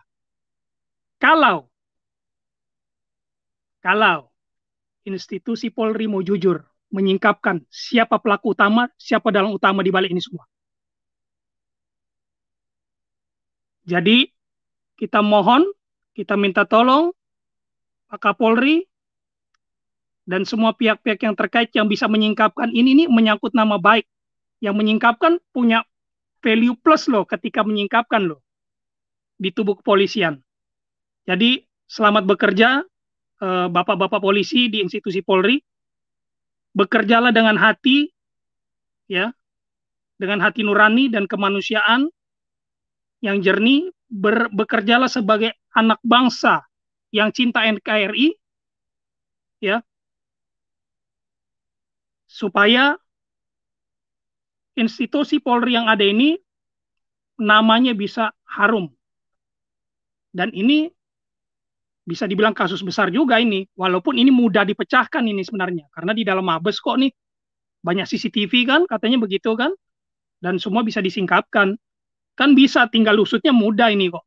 Betul, siapa nih yang piket saat itu, ini siapa yang masuk, kan ketahuan semua, dan mungkin pasti udah tahu. Itu aja. Oke, terima kasih Pak Pavel.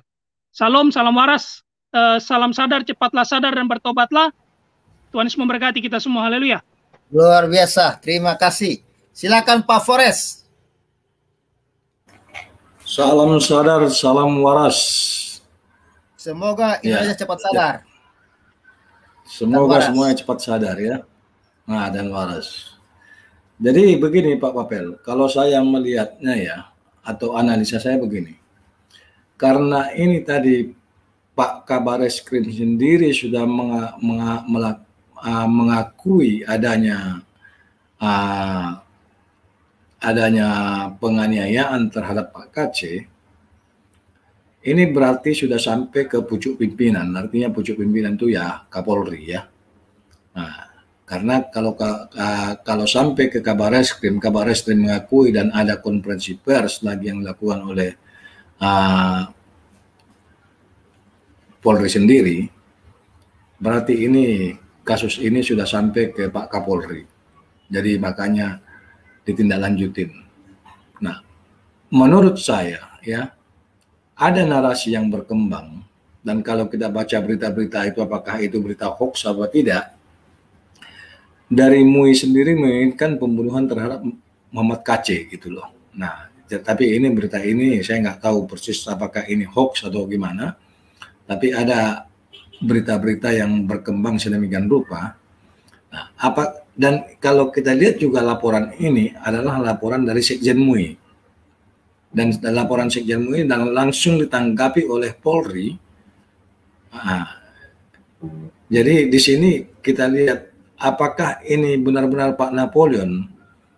Kalau saya tadi dengan Pak Cepatlah Sadar dan agak sedikit bertolak belakang ya. Jadi saya meyakini bahwa memang ini di balik ini dari narasi yang berkembang itu ke Pak Napoleon. Napoleon ini melakukan eksekusi terhadap Pak KC ini di sana. Itu dugaan saya gitu. Nah, kenapa sampai ini kebongkar semuanya? Nah, kebongkar itu menurut saya karena memang ini sudah sampai ke Kapolri.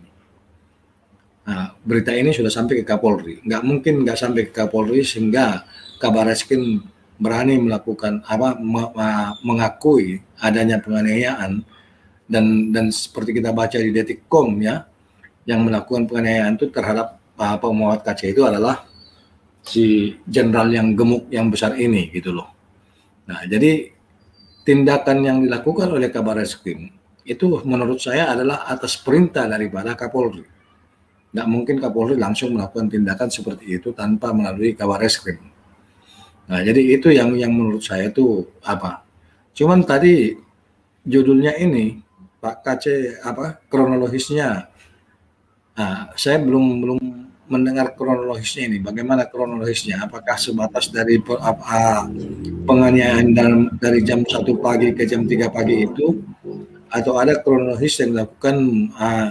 Kalau namanya kronologis, berarti si A menyuruh si B seperti itu jadinya. Jadi itu yang saya tadi ketinggalan. Nah, jadi apapun itu sekarang, ya kita berdoa supaya Pak Muhammad KC selalu dilindungi. Dan menurut saya Pak, bahwa ini akan terungkap. Saya yakin ini akan terungkap. Jadi tidak mungkin nih Kapolri tidak tahu kalau Kabarreskrim sendiri sudah mengambil tindakan. Itu aja Pak Papel dari saya. Terima kasih. Baik, terima kasih Pak Forens, luar biasa. Ya, itu tadi kita sudah baca di awal video tadi Pak, kronologi Irjen Napoleon itu aniaya MKC. Memang ada beberapa hal yang menjadi tanda tanya. Jadi ini saya lihat kronologinya pun belum terlalu fix jelas, cuman ada sedikit tulisan-tulisan yang agak mengganjal dan itu sudah kita bahas di awal tadi Pak. Oke, silakan Pak Budari Tonang. Salam waras. Salam waras Pak Budiman. Mantap. Semoga bangsa Indonesia cepat waras ya. Amin. Kalau saya tadi kawan-kawan itu Pak Miftahul. Oh ya. Ajak Miftahul join di sini. Aku tadi menanggapi pembicaraan kawan-kawan kan ada yang menyatakan ya lama terbongkar. Ya zaman sekarang kan sudah internet, sudah sedikit-sedikit bisa diviralkan. Mungkin kan ya perasaannya mereka itu di Mabesana itu ya kita ya udah masih bodoh. Padahal sekarang udah canggih semua. Apa-apa berita udah gampang diliput kan, mau dimanapun udah gampang diliput. Dan juga ya ada yang menyatakan Pak Cepat Sadar tadi itu ya apakah mungkin ya, kalau saya mungkin saja, karena begini ya, tiap-tiap pangkat golongan itu ada oknum, mungkin dia oknum pati lah, berwira tinggi, mungkin dia oknumnya ya kan begini. Contoh pangkat Tamtama ada oknum, pangkat Bintara ada oknum, pangkat Pama ada oknum, Pati pun ada oknum. Begitu Pak. Ya Pak Cepatlah Sadar. Tiap-tiap pangkat itu ada oknum. Mungkin dia lah oknumnya. Kalau saya yakin 100% dia pelakunya itu penganiayaan. Mau dikambing hitamkan pun, mau diapakan pun, apapun alasannya, ya pokoknya dia kan pelaksana. Ya di belakangnya entah siapa, pokoknya dia dulu diusut lah. Karena saya pernah mendengarkan dari Panglima ya. Panglima ini pernah dia ceramah bilang gini, jelek Tamtama lebih jelek Bintara, jelek Bintara lebih jelek Pama. Pama itu kan ya dia sampai kapten kan, dia sampai kolonel ya. Pama dia sampai kapten. Pamen itu mayor sampai kolonel. Ya Pati itu ya brigjen sampai jenderal. Itu ya karena apa? Lebih jelek. Sebenarnya kalau namanya perwira ini sebenarnya banyak juga jelek, tapi tertutupi Kenapa? Kalau namanya anggota usil sama atasan itu memang ya nggak boleh ngoreksi atasan itu. Kalau atasan mengoreksi bawahnya pasti bisa. Kenapa? Saya merasakan dulu itu. Ya kalau perwira itu kalau memang apa, tahu kita jilkatnya lebih parah daripada Tamtama. Kalau Tamtama itu kan anggota, gampang dibaca. Bintara ya sedikit yang ngawasi. Perwira apalagi, Pati kan siapa yang ngawasi? Paling Kapolri aja kan. Ya satu orang. Kalau namanya anggota itu semua mengawasi. Makanya kalau saya yakin 100% bahwa dia itu pelaku. Siapapun yang di belakangnya ya mungkin ya nggak tahu lah ya. Ada yang mendukung itu. Makanya jangan kita apa namanya ya, apakah mungkin saja. Ya saya banyak kuliah kok pamen-pamen yang parah-parah, otaknya, kelakuannya banyak. Cuma kita kan yang usah bicarakan di sini banyak itu. Artinya ya kalau mereka nggak ada jabatan, orang itu apa elek-elekan, noncop mereka itu udah langsung elek-elekan itu. Beda seperti Tamtama Bintara. Tamtama Bintara mau dikasih jabatan, mau kasih enggak, pokoknya dia tetap melaksanakan tugas dengan baik. Itu Pak, cepatlah sadar. Makanya saya yakin kali itu. Ya, tapi semoga lah cepat dibongkar tuntas itu supaya apa ketahuan bahwa pelakunya aslinya siapa. Dan juga ya sesuaikan sama hukum yang berlaku. Nah, namanya zaman sekarang ini keterbukaan. Tamtama Bintara perwira, biarpun dia pati, dia kan pati itu perwira tinggi kan ya. Tapi ya hukum harus sama semua, adil. Karena saya dulu pernah lihat di sini Pamen ya, dan Dim Solo kan dulu kan pernah dengar kejadian kan membunuh preman itu yang dibuang ke Danau Singkara. Kan langsung pecat dia tuh. Mana ada alasan. Tapi ini karena Pak Kaji yang nggak meninggal ya kurasa ya ini perasaan saya. Itu nggak bisa dipecat, paling dihukum seberat-beratnya itu. Seberat-beratnya dihukum. Karena kalau namanya penganiayaan berat menimbulkan nyawa itu, menghilangkan nyawa itu hukumannya 10 tahun penjara, dihukumnya TNI Polri. Itu Pak. Ya itu mungkin mereka karena nggak sadar sekarang ini kan zaman internet kan yang gampang, apa-apa gampang bisa dieksposkan sekarang. Itu Pak. Itu dulu saya Pak Mapel. Lanjut dulu yang lain, masih banyak nunggu ini. Luar biasa, thank you. Mantap. Oke, sebelum ke Pak Berita Hidup Baru dan Pak Jungkir, kita ke susu pocong. Haha, ini macam-macam. Susu bidadari, sekarang susu pocong. Apa pula ini? Silakan susu pocong. Buka mic-nya Pak susu pocong. Monitor susu pocong, buka mic-nya di unmute dulu Pak. Oke. Silakan Pak Berita Hidup Baru, ingin ditambahkan atau menanggapi silakan. Oh ya, sudah, silakan susu pocong. Selamat malam. Shalom. Selamat malam. Masih selamat sore di sini pocong, ya, Indonesia Barat. Hah? Kalau pocong udah malam. Di tempat kami masih jam 5, masih sore di sini. Tapi kalau pocong udah malam, Pak Pak Heritonang ini salah. Kalau pocong udah malam, tahu nggak? Indonesia Timur berarti ya? Enggak, iya. Saya lagi di Sydney nih. Oh iya. Oke.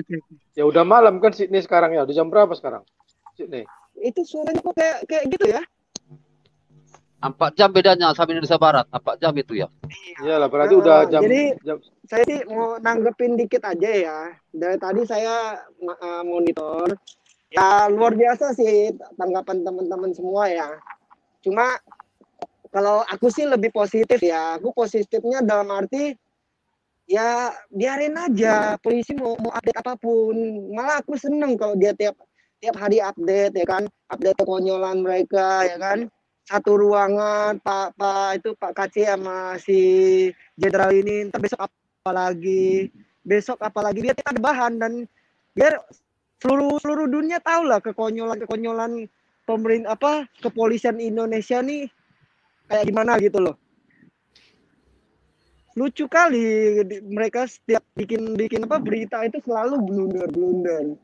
Nah, masalah jenderal itu kan, memang kita asas praduga, Pak. Cuma kita acuannya harus ke clue dari si Pak Joseph ya kan. Pak Joseph bilang, Pak Paul bilang tinggi besar udah mengarah ke sana gitu loh.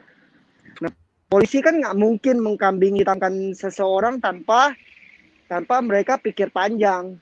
Yang mereka kambing hitamkan ini nggak main-main loh, jenderal loh, gitu loh. Nah kalau Iya, betul. kalau masalah CCTV udahlah, jangan berharap terlalu banyak, nanti kecewa sendiri. Udah dibilang itu jenderal, mainnya nggak mungkin main sebodoh itu. Cuma mungkin saat mau mukulin Pak Kacil lagi nafsu aja, mungkin lagi pengen melampiaskan kemarahannya atas ditangkapnya dia segala macam bla bla bla bla, ya kita nggak tahu lah. Terus mungkin ada bisikan-bisikan Jibril kan yang menghantui dia, yang membisikkan dia di samping dia, kamu harus gimana, kamu harus emosi seperti apa. Ya kita gini aja lah, kita doain aja lah Pak Kacil, semoga baik-baik aja. Karena kita lihat ke depan ini kayaknya Tuhan tuh makin lama makin buka gitu, makin buka jalan buat kita. Kekonyolan mereka tuh makin ditunjukkan gitu.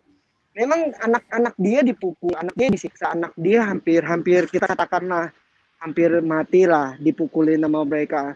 Tapi Tuhan tuh nggak tinggal diem gitu loh. Tuhan tuh tunjukin kebesarannya, nggak perlu dibalas pakai anak-anaknya, dia balas dengan jalannya sendiri gitu loh. Dia buka jalan, makanya ada lagunya tuh, yang Tuhan buka jalan tuh. Jadi ya udahlah, kita nggak perlu ngomong udahlah polisi, udahlah cukupilah kekonyolan ini, biarin aja, kita ikutin aja cara mainnya. Karena selama ini apa yang dia keluarin, statement apapun yang dikeluarin itu kekonyolan dia semua. Begitu aja Bang Pavel, terima kasih. Baik, oke, terima kasih. Silakan Pak Bali Mobile Clinic. Ken kabare. Becek. Mantap. Bagi saya sudah banyak dengar ini tentang berita kekasih kita Pak Muhammad Kacil. Jadi bagi saya orang yang intinya kesimpulannya kurang ajar di hadapan Tuhan. Saya hanya memakai satu ayat saja di Kisah Para Rasul 12 ayat 23, Pak. Kisah Rasul 12 ayat 23 ya. Ya. Jadi mereka yang kurang ajar di hadapan Tuhan itu akan ditampar oleh malaikat Tuhan. Ditampar dan bisa mati dimakan cacing-cacing, itu saja intinya. Dan Tuhan kan sudah pernah bilang juga toh, Allah, kamu diam, aku akan berperang ganti kamu. Jadi bagi saya ini orang-orang yang kurang ajar, yang mengaku-ngaku agama, mengaku lebih benar. Dia mengeraskan hati. Jangan sampai mereka ditampar oleh malaikat Tuhan. Bisa saja bentuk tamparannya tiba-tiba kena COVID kah, kena penyakit apakah, mati sia-sia mereka. Itu saja Pak. Shalom Pak. Shalom. Ya ini ayatnya ya. Dan seketika itu juga ia ditampar malaikat Tuhan karena ia tidak memberi hormat kepada Allah. Ia mati dimakan cacing-cacing ya. Jadi sebenarnya di Indonesia ini nggak usah lah ya sistem hukum-hukum penistaan ya. Tinggal dibuktikan aja apakah Tuhan mau berkuasa ya kan? Ya, betul. Kalau Tuhan kami sih jangan Anda tanya, ya ada waktunya dia bertindak dan Anda akan jadi cacing. Iya, jadi nggak usah lah hukum-hukum penistaan agama, masing-masing lah, buktikanlah Tuhanmu berkuasa dan hebat. Itu kan? Iya, betul. Mantap. Terima kasih. Iya, Pak Tuhan perlu dibela. Ya. Tuhan perlu dibela. Tuhan yang bela kita. Kalau mereka kan beda. Membela Tuhan, ya siapa berani menghina Tuhan mereka dan menghina Mr. M katanya halal darah, itu bedanya. Baik. Oke, silakan berita hidup baru. Ini dari Bali juga ini. Silakan Pak, berita hidup baru. Ada tambahan? Iya. Jadi ya tambahannya hanya kita perlu berdoa saja lah untuk bisa jalan Tuhan terbuka untuk keadaan ini. Terus mau bilang apa lagi sudah terjadi. Cuma itu menjadi pelajaran supaya kita terus suarakan aja. Terus Ya, intinya kita dorong untuk ada perubahan segera mungkin. Itu aja mungkin. Baik, teman-teman, tolong ya untuk like video ini bagi teman-teman yang belum like ya. Silakan Pak Jongkir.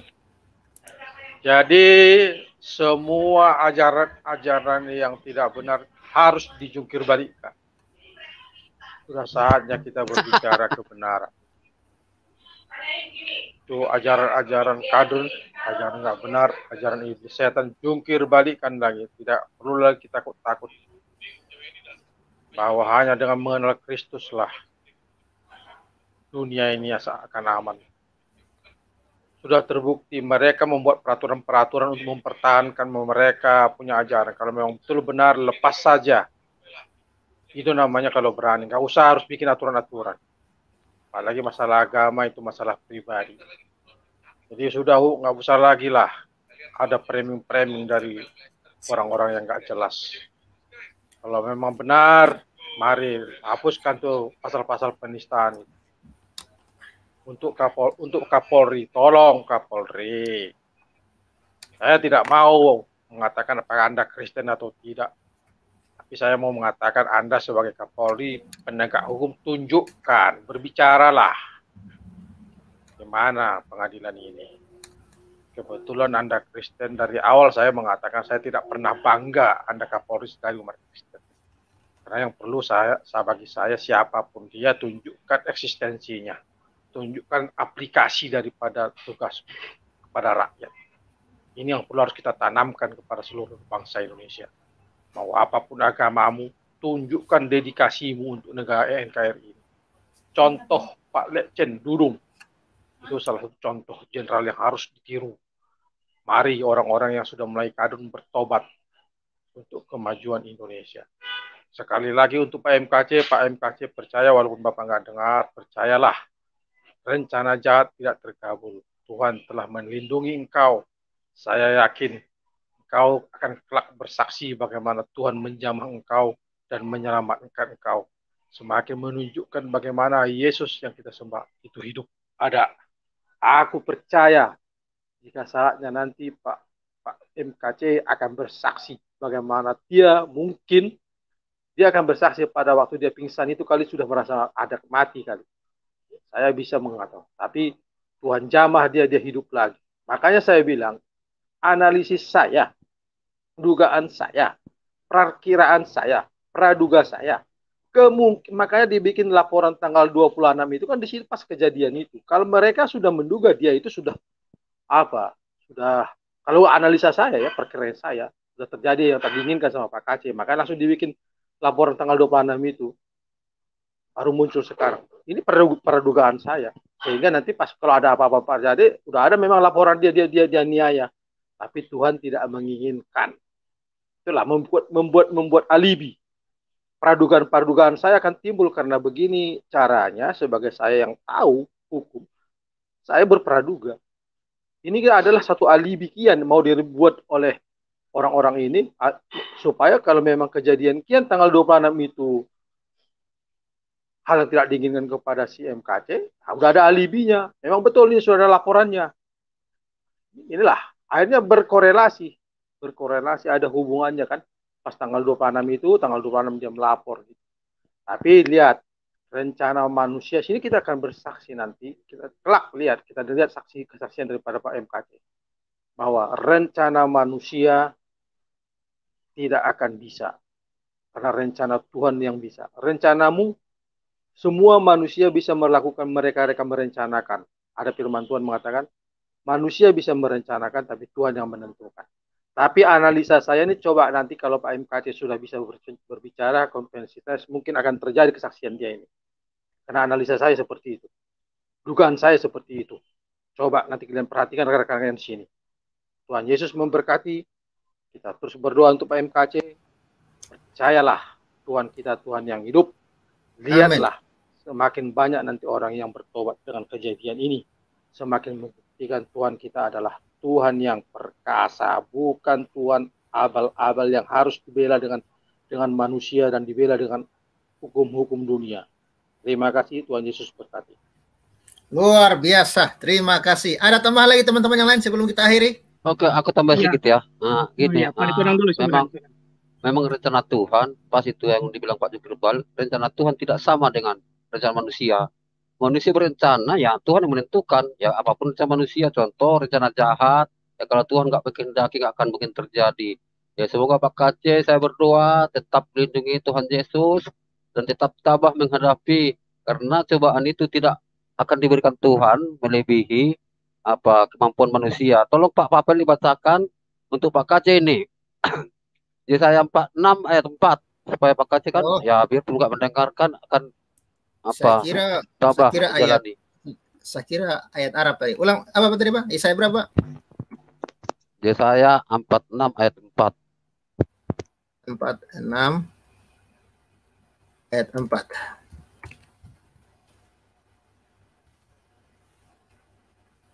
Oke, kita segera tampilkan. Biasanya Pak Budiman ini ayat-ayat Arab, tapi ini tuh ayat kitab ini, mantap ini. Silakan Pak Budiman. Sepertinya sudah bertobat.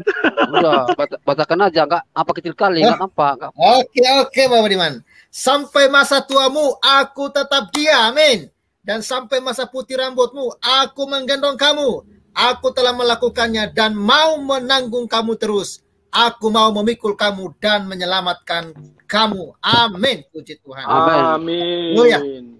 Tuhan akan menyelamatkan Pak KC. Demikian firman Tuhan untuk Pak KC. Terima kasih. Tuhan Yesus memberkati. Luar biasa. Silakan Pak, cepat sadar dan bertobatlah. Ya, saya sepakat dengan Pak, seperti tadi Pak Jungkir balik ya. Itu maksud saya tadi. Saya mau tunggu langsung dengar dari Pak KC yang ngomong. Karena Pak KC yang lihat orangnya kan katanya kan.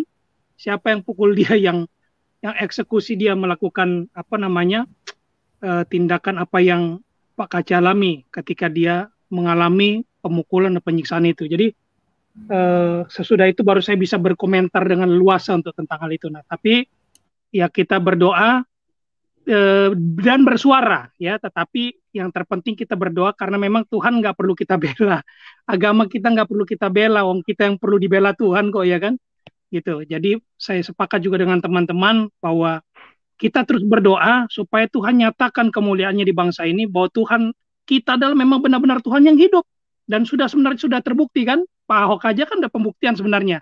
Tuhan Yesus menyatakan pembelanya buat Pak Ahok. Lepas kekurangan Pak Ahok, ya setiap manusia nggak ada yang sempurna. Kita juga, ya pribadi saya juga, dan kita semua juga pasti nggak ada yang sempurna ya kan.